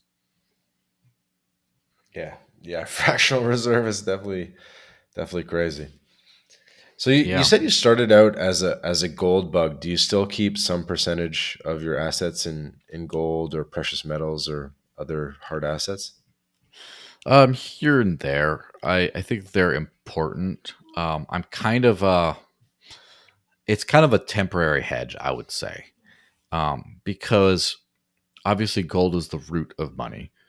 At some point, or not all money, but you know what I'm saying. At some point, people started using precious metals, especially gold, as money. At some point, gold had the limitation that in order to transact with it, you needed to trust an institution with paper represent certificates that represent ownership in this thing. At some point, you had to let go of the actual gold because you can't just carry pockets full of doubloons everywhere, right? So at that point, that was a critical failure in the technology of gold and precious metals, where in order to advance to the next level of society, you needed to trust a third party. And then when you trusted the third party, that just ended up making, fractional reserve banking, that ended up making fiat currency that's not backed by anything and stuff. And so a return to that is good, but I don't think that, and I think that gold and silver and precious metals will always have some sort of a role in humanity, whether it's purely industrial and decorative or whether it's actually used as a reserve asset backing certain digital assets, especially if you want to sort of like bootstrap a new crypto that doesn't have all this history. But at the end of the day, I'm not super interested because I think it had its time. I think it did great, and I just think it doesn't work anymore to that degree. It's kind of like, I still drive a stick shift, right? At some point, I do realize I'm gonna have to give that up. At some point, they're just not going to be the way you drive the best vehicles in the world anymore. So I'm kind of at that point with precious metals as well. Mm-hmm.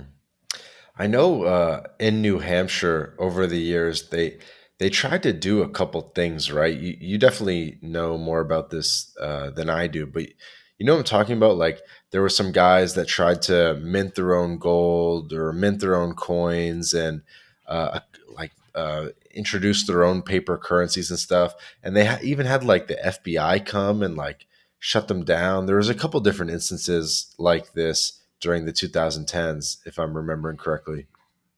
Yeah, I can't remember. It's hard to keep track of all of them because there's been a million different attempts at this. But I do know that in recent years, whether it's 2017 or 19, I don't remember which year it started, but there's something called a gold back, which is a little it's a paper. I don't know if it's paper, but it's a little glossy bill that looks like fiat currency, but it's not only does it represent gold, it has a certain amount of gold in the actual note, and Mm-hmm. it's used. It's actually kind of making a comeback, um, it's kind of making a little bit of a comeback as a as something that you kind of see a lot of people getting tipped in these days. You know, it's an easy thing to just tip the wait staff with or whatever and go out to eat and stuff because you don't have to get them to download a wallet and scan this QR code and all that nonsense. So yeah, it's kind of getting a little bit of resurgence in the Liberty circles. I do know people will exchange them, and they're growing quite rapidly. I don't think it's going to be real competition for crypto, to be honest. But I do think that you'll find a lot of local freedom people around here with gold backs in their wallet in case they lose their phone or something like that. Yeah, that's cool. Yeah, there's been a lot of stories. I should I'm kind of googling it now. The Free Keen guys got Mm-hmm. arrested by the FBI and the IRS in 2021. Six people in Keene, um, for operating an unlicensed money transmitting business.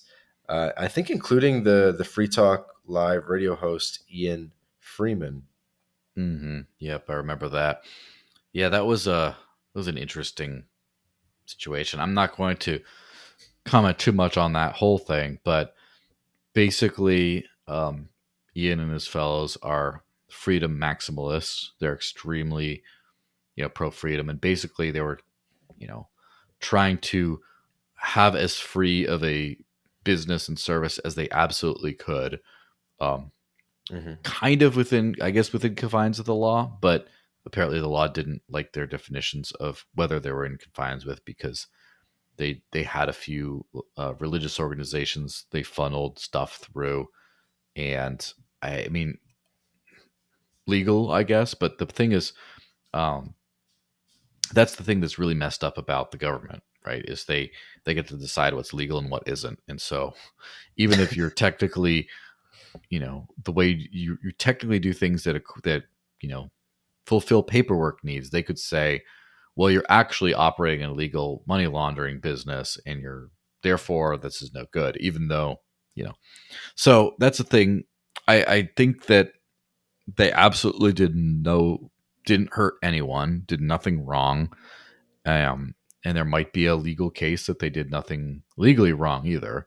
I Hmm. also probably think that at that point when you're messing around with that kind of stuff with especially the transmission between dollars and crypto, it's generally a good idea if your first priority is survival and longevity in this, right? It's generally a good idea Hmm. to be above and beyond what you supposedly need to be.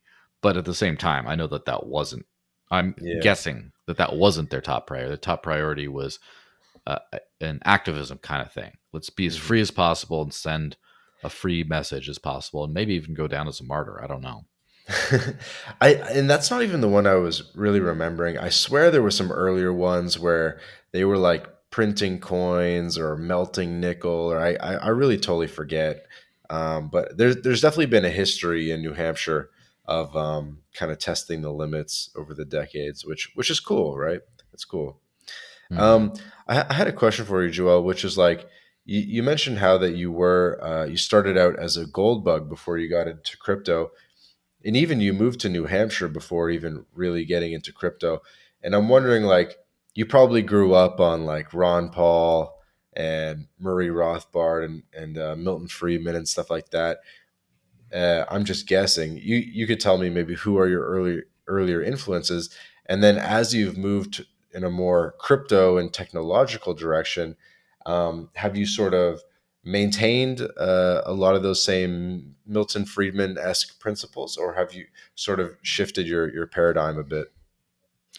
Yeah, so that is correct. I did end up getting, I guess, rich in especially the Austrian economic school and all those ideals, because when you're looking for answers of in the history of money, like what happened when, where did the gold go? There's only one group of people who's talking about that. Now, uh, I still, hold obviously all those people as, heroes in a certain way. A big fan of Irwin Schiff, who unfortunately died in prison for, you know, not paying what the government said he owed in taxes. And that's, it's a very cautionary tale, and I kind of want to keep that always in my mind. And of course, always a fan of his son Peter Schiff, who, you know, King Goldbug or whatever, and I actually did some work for him way back in the day. But that was kind of my goal when I was to try to use. He was doing a gold debit card or something, gold backed debit card, and I was like trying to really get one of those because I wanted to have all my savings and sound money and spend it in the real world. I haven't changed that much over the last decade or so. So that was kind of the thing, and now he's kind of a crypto antagonist, and everyone gives him a hard time for it. Like, yeah, but like I see a lot of his points too. I mean, I don't agree with him, but I see a lot of the points as well because there is a lot of weird and scammy nonsense in the crypto world too that needs to be called out.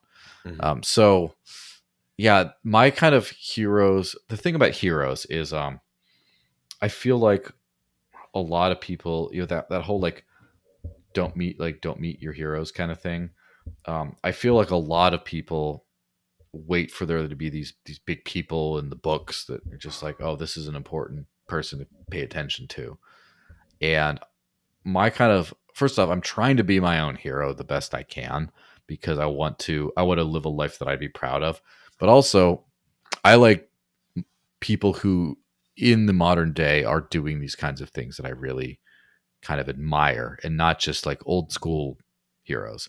So, I mean, obviously on the larger scale, I think Edward Snowden is a massive hero.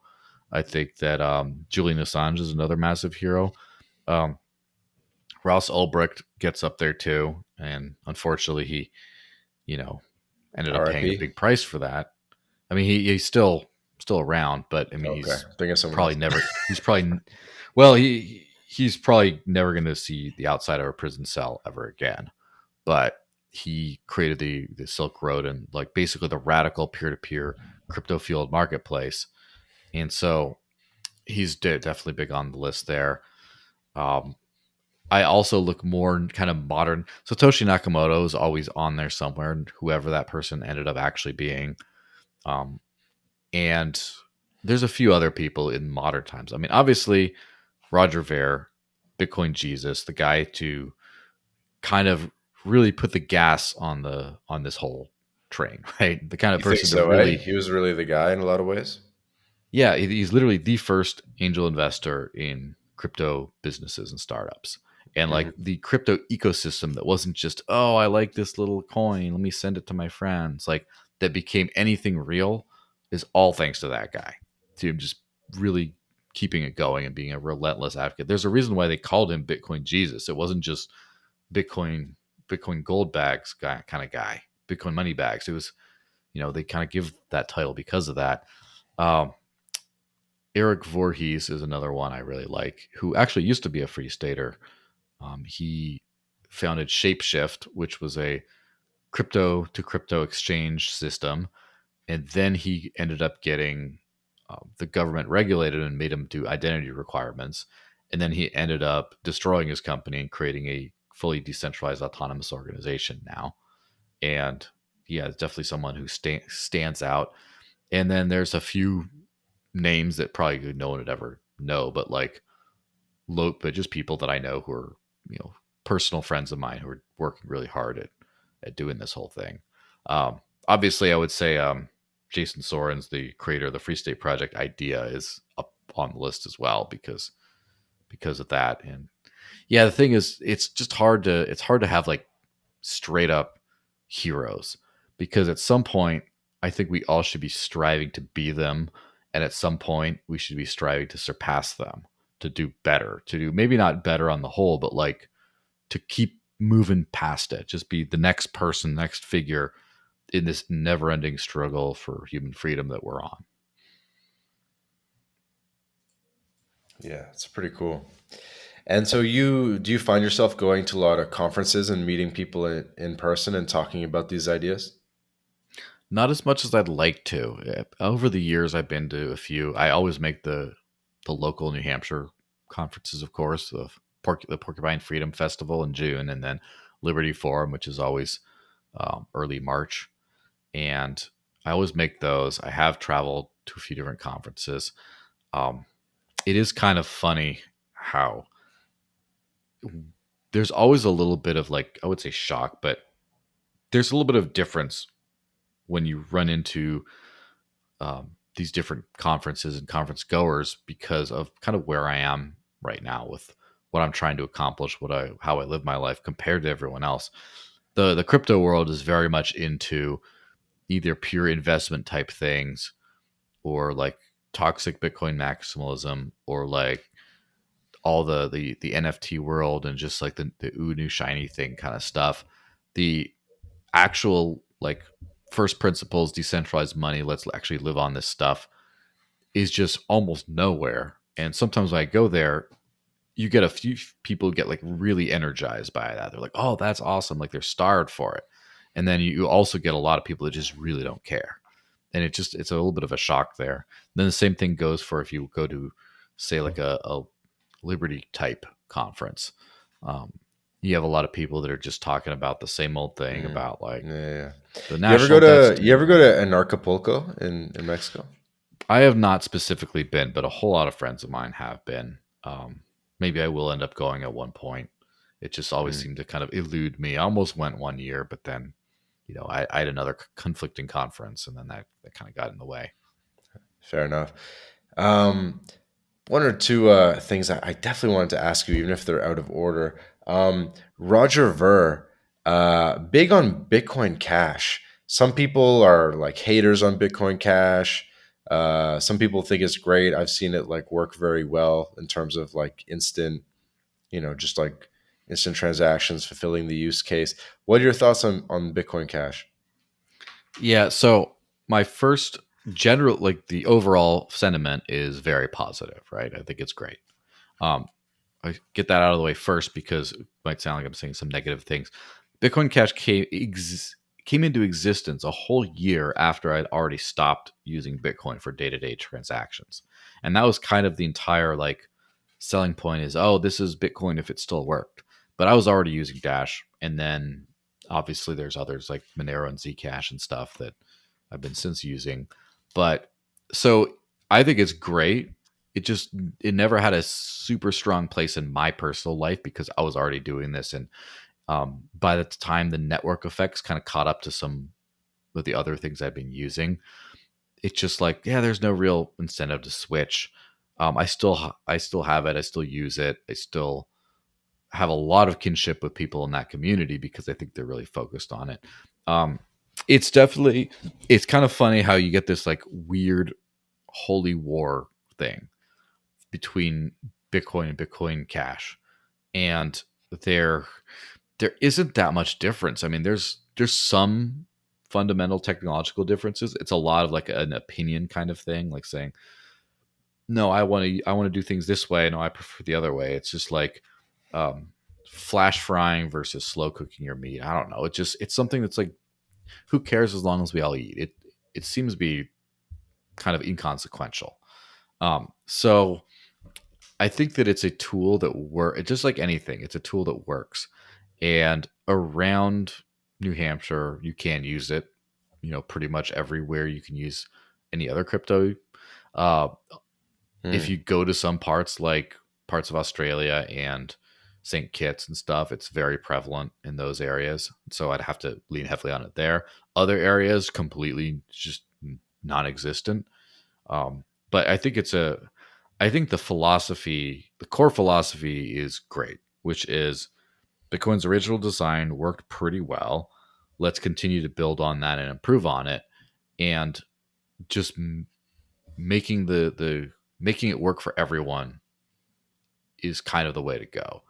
And of course, the way Bitcoin's interesting in the way it evolved because you had a lot of people with very, I guess, technical opinions on like, well, if it scales this way, if people use it that way, bad things will happen. And I do feel like, to a certain extent, it ends up being, I guess, Bitcoin basically lost and the crypto world as a consequence, right? Lost a ton of momentum because People Bitcoin just did not argue. increase its block size specifically. And when Okay. you got people who are using it for everyday transactions, and then all of a sudden it costs several dollars to transact, you got to wait all day, and you just all that stuff. Those lost years from 2016 to I would say like 2022, even those lost years of basically the best decentralized money in the world no one can use. And then you got to be like, well, I'm going to do focus on smart contracts in the meantime on Ethereum because I can't use this as money, or I'm going to just use a different coin, but which one? We're all fighting over it, and like all that lost momentum. We'd all be living on crypto by now if that didn't happen. And so right now, you can use Bitcoin again thanks to the Lightning Network. There's obviously some trade offs, and there's obviously some particulars. But the big thing I'm just mad about is like, was it really worth it? Like where we're at today because you wanted to do things a specific way.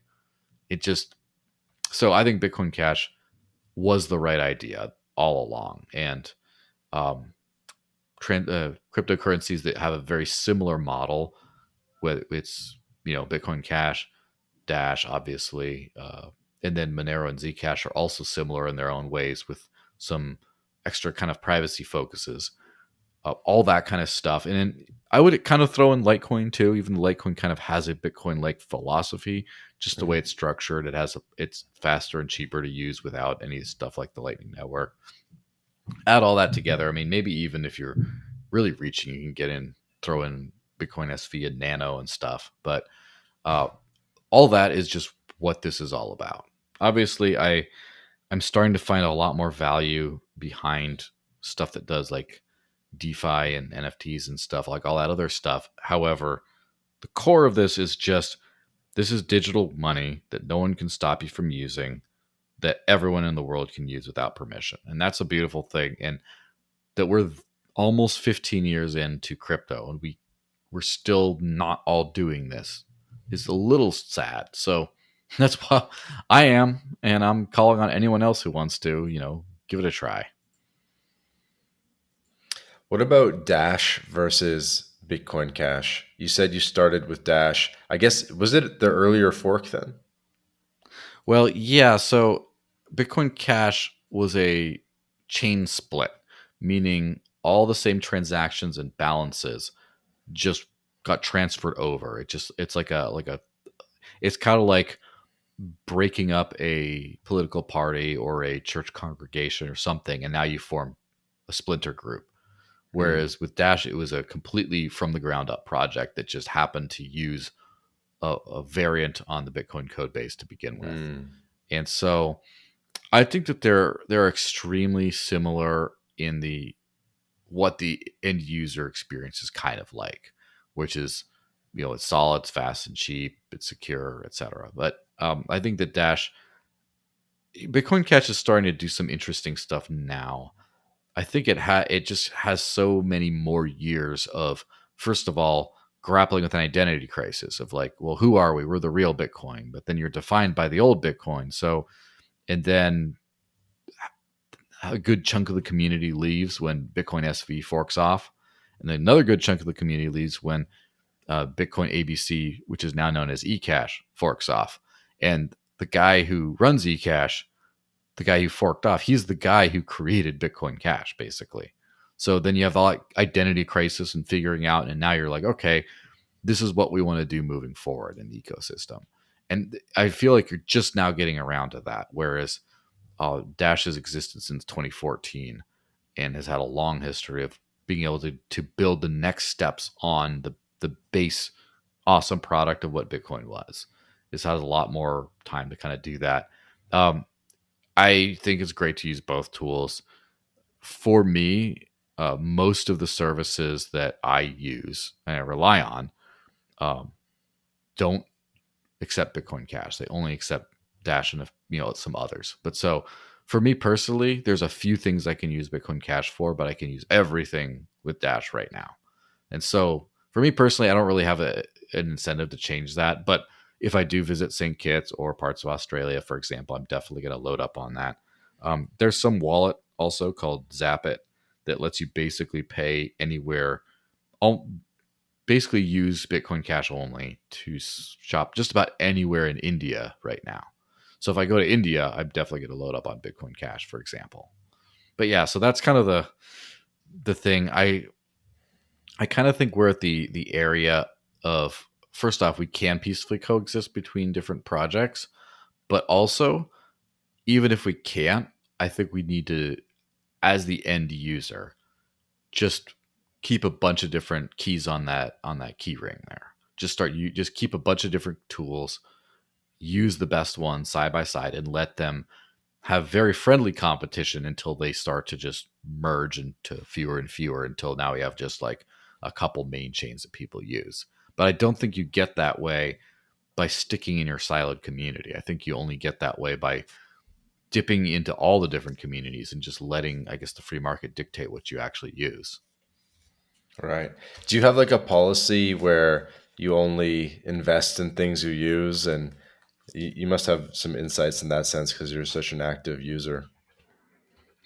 Yeah, well, I don't necessarily invest. I don't. I'm a terrible investor, probably. Also, um, I what I do is I'm a pure, I guess, user, and so whatever people will pay me in, I will use. So, well, here's the thing: if people pay me, let's just say I only got paid in Bitcoin, for example, I would use a lot of that. I would also probably swap some over into Dash because it's easier to use and more reliable for like a lot of everyday purchase kind of things. But I'd probably keep most of it in Bitcoin that way. It's whatever I earn, I tend to keep it in. And then if I need something specific, I swap it over into something else. And so even the more investy type stuff, it's all, I guess, like utilitarian. Like, oh, I can do this with that. I can, I need some Polygon to mint my NFTs. And then it's like, oh well, I need to swap tokens between them on Thorchain, so I'm going to help provide liquidity on the Thorchain protocol and the Maya protocol to help facilitate me swapping between tokens that I need. And then just that's kind of how it shakes out. um, I really think that I'm sure I think that the best way to invest, and I'm not an investor at all, and I'm definitely not an investment advisor. So, but I think that one of the best things to do is to get like real world data on this kind of stuff. And the only way to do it is by using it. So there, there's a lot of like hype around a lot of different projects. And if I actually use them, I know what actually works. It's something that's like you got to start at the beginning and the end and then kind of see what's in the middle. So the end is what works today. And the beginning, I guess, would be when you research the fundamentals. And so, for example, just throw out Polygon there again. Polygon is the premier, I guess, Ethereum layer 2 solution. Uh, it's where most of the smart contract action is today. It seems like, as of the recording of this podcast, at least. Obviously, there's more on the main Ethereum chain, but it's super expensive, so no one does that. So tons of NFTs. Trump sold all his NFTs on Polygon, so I guess if that's an indicator. So clearly, it's the best in class on that particular use case. But then at the same time, if you look at the fundamentals, it's kind of controlled by a very small group of people. It's not really super decentralized or secure in that way, in those like fundamentals. So I still use it, but I use it as a tool. I don't hang out in it a lot. And then on the other hand, you might take something like one of my favorites these days is Zcash, because it has kind of it's very thoughtfully produced. It has a absolutely best in class privacy that now you're starting to see a whole bunch of other projects kind of adopt, and basically super sound on all those fundamentals. On the other hand, today it's a little of a hassle to use. And so it's like, well, what if they never clear that hump? Is it going to be that valuable in the future? I don't know. So ideally, you'd want to kind of have both, right? You have something where you understand the base technology, you understand the fundamental economic design. Oh, this seems like it's going to work out in long term. And then you see if that translates to actual results in the real world today. Oh, and those two things kind of line up. I think you kind of have something that's good. But cryptos so far has been a big speculative kind of industry, and that kind of fundamental based analysis hasn't really panned out super well as far as like short-term gains, but eventually. Hmm. And so I hate to ask you, what you're bullish on, blah blah blah. But I'm sure some people listening to this, they're probably waiting for that nugget. So maybe we'll kind of end things off with that. Like what chains or what coins are you most excited about? Whether that be from an intellectual perspective or usability perspective, or maybe the community is really cool. What things should people look more into? Yeah, well, let me say conceptually first and then name names after that. So conceptually, um, other than conceptually, the big kind of dark horse that I don't know if it's a dark horse, but the new hotness that I don't think enough people are paying attention to is cross chain automated market maker DeFi protocols. And so for people who are vaguely familiar with crypto, natively cross chain Uniswap type things, and basically things that let you swap one asset for another asset without having to bridge to put like a wrapper around it, to do it first, where you literally throw Litecoin in and you get Dash out, just like that simple, and you can actually earn interest on that, like that. All the whole decentralized finance thing that's not that the deals in native tokens, not in like, well, if you're in Ethereum, you can only use all the Ethereum tokens, and then you can only earn on those and stuff like that. And you got these siloed ecosystems. None of that. The cross chain stuff. That's something that I think is going to be. It's already kind of huge, but it's still like so going under the radar these days. And um, so the names part, on that subject, I think that Thor is in God of Thunder, Mhm. and the Maya protocol, which is it just launched, I believe, this week, which is a fork of Thorchain, a friendly fork of Thorchain, are both cross chain AMMs. And so basically, they're a machine by which you can deposit Bitcoin and earn without trusting a custodian, earn Bitcoin on that Bitcoin, and then withdraw it in an automated, decentralized way. You can also swap any asset for any asset, and there are these aggregators that can aggregate across these different protocols and anything else. So then you can, with one click, swap, let's say, an Avalanche token for a Binance Smart Chain token, and just it goes in one motion. You can kind of do the whole thing. That kind of stuff, where now all of a sudden you don't need an exchange anymore. You can just get a DeFi front end that has a little fiat on ramp to it, and then that's something I'm super excited about. The other thing is zero knowledge proof based privacy, which obviously Zcash is kind of the granddaddy of all of this. So Zcash has some usability issues it needs to work out first, but I'm really excited on that. But also projects such as Railgun, which is a smart contract that uses that basically lets you have super like Zcash level, super high level privacy on any Ethereum or Polygon or whatever transaction, trade, NFT purchase, whatever. As I joke about, you can buy Trump NFT and no one knows you did it.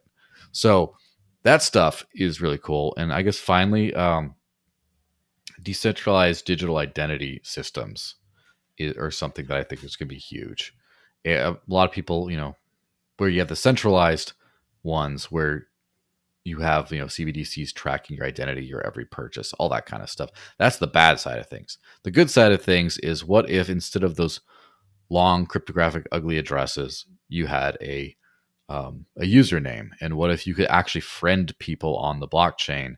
And if you lose your wallet and you have to restore it from nothing, it doesn't just bring back your your money. It brings back your money, your identity, and your friends, and all your interactions with your friends. It's all kind of in this private, decentralized system, and you can just sign in to a Twitter clone or whatever with your crypto wallet.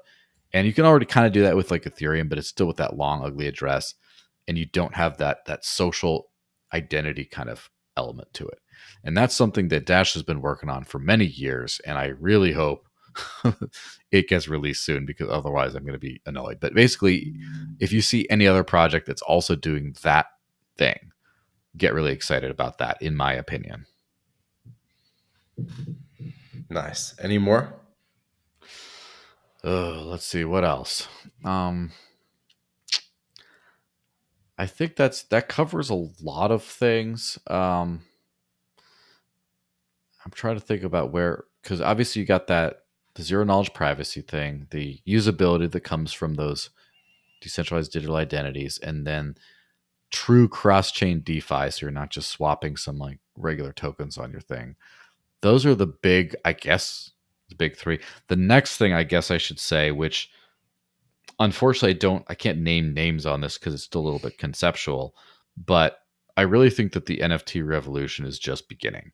We started with the ugly JPEGs that do nothing. But for example, on my YouTube channel, I do live shows, and my super chats for those are from a Discord that's NFT owners only. So you have to own my NFT, and it'll let you into my Discord or Telegram group. As soon Mm-hmm. as you sell that NFT or whatever, you get kicked out. And Mm-hmm. so I don't have to sell individual memberships to people. They can just pass around my NFTs. I get royalties on the resales, all they want, and it's a kind of cool way of like making like token gating stuff. But I really think that once you start seeing NFT properties, like NFT titles to real world assets that can evolve. So, for example, your the title to your house as an NFT, where every single time you get a repair done on it, that gets signed by the smart contract of, say, the plumber, and then that adds on to the NFT that says, at this date, certifiably, this repair was done, and this, et cetera, et cetera. And then you can just trade the actual NFT of property online, as opposed to having to go through all that nonsense of real estate. That Mm-hmm. kind of stuff, or where you have the NFT title to your car. So if you lose a key, you can just open your car with your title, because it just authenticates, oh, you're the owner of this thing. That kind of stuff. If you start seeing that crop up in real usable ways, that's something I'd get excited for too. Yeah, yeah, that's definitely coming. Yeah. Sick, man. Wow, there's so many things I'd love to ask you about. You've been super generous with your time, though. We already hit the 2 hour mark. Dude, you're a legend. Do you think you're like the only guy that's been living on crypto since back then? No, it's hard. I think a lot of people that do are kind of more quiet about it than me. Yeah. But I wouldn't say quiet um like they're hiding it, but they're just not as loud. I know people who I've not confirmed but I've claimed, Max Hillebrand, who is kind of more in the Bitcoin maximalist type space, but he's a good dude. He says he's been doing it for a while. I know some friends local to me who don't have like birth certificates and stuff. They don't exist legally. So what do they got to do? They got to live on crypto. I know they're doing that's more hardcore than me even. I know a few people like that doing that. I know some people who actually like watch some of my stuff and are now, because of that, doing the same thing, except even more. A friend of mine in particular has some animation company, and he's pays over half his employees in Bitcoin. He lives unbanked off of Bitcoin now and stuff. And so, yeah, the message is spreading. Those are my heroes. They're the people that like decide to like also do this. Like it's crazy enough that like me and my flexible state in my perfect little libertarian utopia, New Hampshire, decided to do something a little bit risky. But then the other people that say, "Oh, I'll do this too with my, my proper like mortgage and family and like kids." Anyone with kids who does this is insane in a good way. So those are my heroes. Paying the babysitter.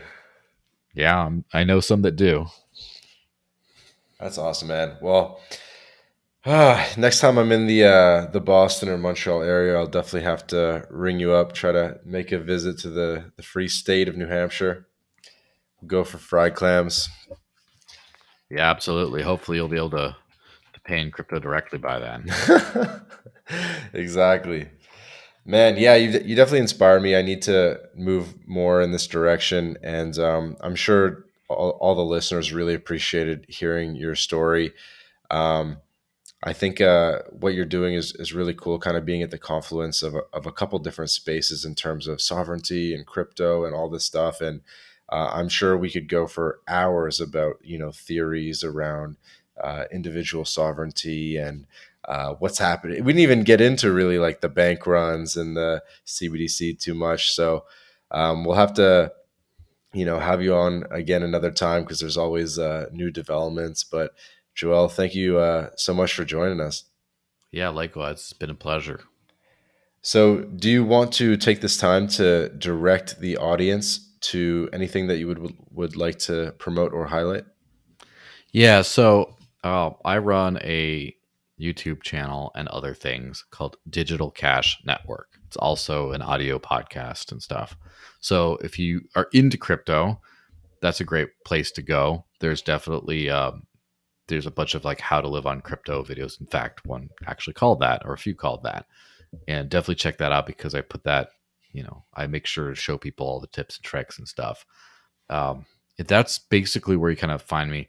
Twitter is always a great place. And I go by the Desert Links on Twitter. And yeah, just basically follow me there anywhere.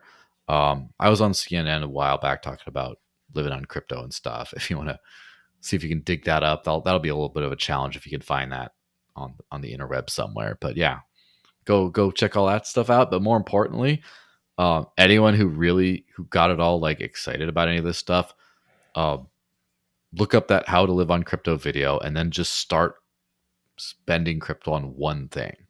Just make a habit out of it. Just start there. And yeah, that's your homework, I guess. Yeah, learn by doing. I like it. By the way, one last question. What's the Desert Links all about? Where does that come from? Um, it kind of was back in the day. Um, Everything I've done in life that's okay, learned by doing, and I wanted to become like a writer in some way, and so I started a blog, and I called it the Desert Links because I wanted to call it. I was living in Phoenix, which is a desert hellhole. I was living there at the time, and I was like, well, what am I going to call? Like, I'm this like desert rat out here doing this stuff, but first off, rat is just not as positive, and also that name was already taken. There was already a blog called the Desert Rat, and so I just decided to like, what else could I be? Desert Lynx. Turns out there was a cat breed called Desert Lynx, and yeah, I just decided to do that, and years and years of doing that, it kind of stuck, and it was also my Twitter handle back when I didn't realize that people had different handles for their professional, like their publication and their personal thing. So then it just ended up being a thing that kind of stuck, and yeah, there you go. It's a lot easier than typing out my real name for some people. That's awesome, man. And again, where can people find you? What's your Twitter handle and the website and everything? The Desert Links on Twitter, not Desert Linux. That's someone else. Um, and Digital Cash Network is where you can find most of my other stuff. And at some point, I'll have like a website I can link to people that does other stuff, but still building that out right now. Love it. Well, this has been another episode of the My Latin Life podcast. Again, our guest today has been Joel Valenzuela. Joel, thank you so much for joining us. Always happy to be on.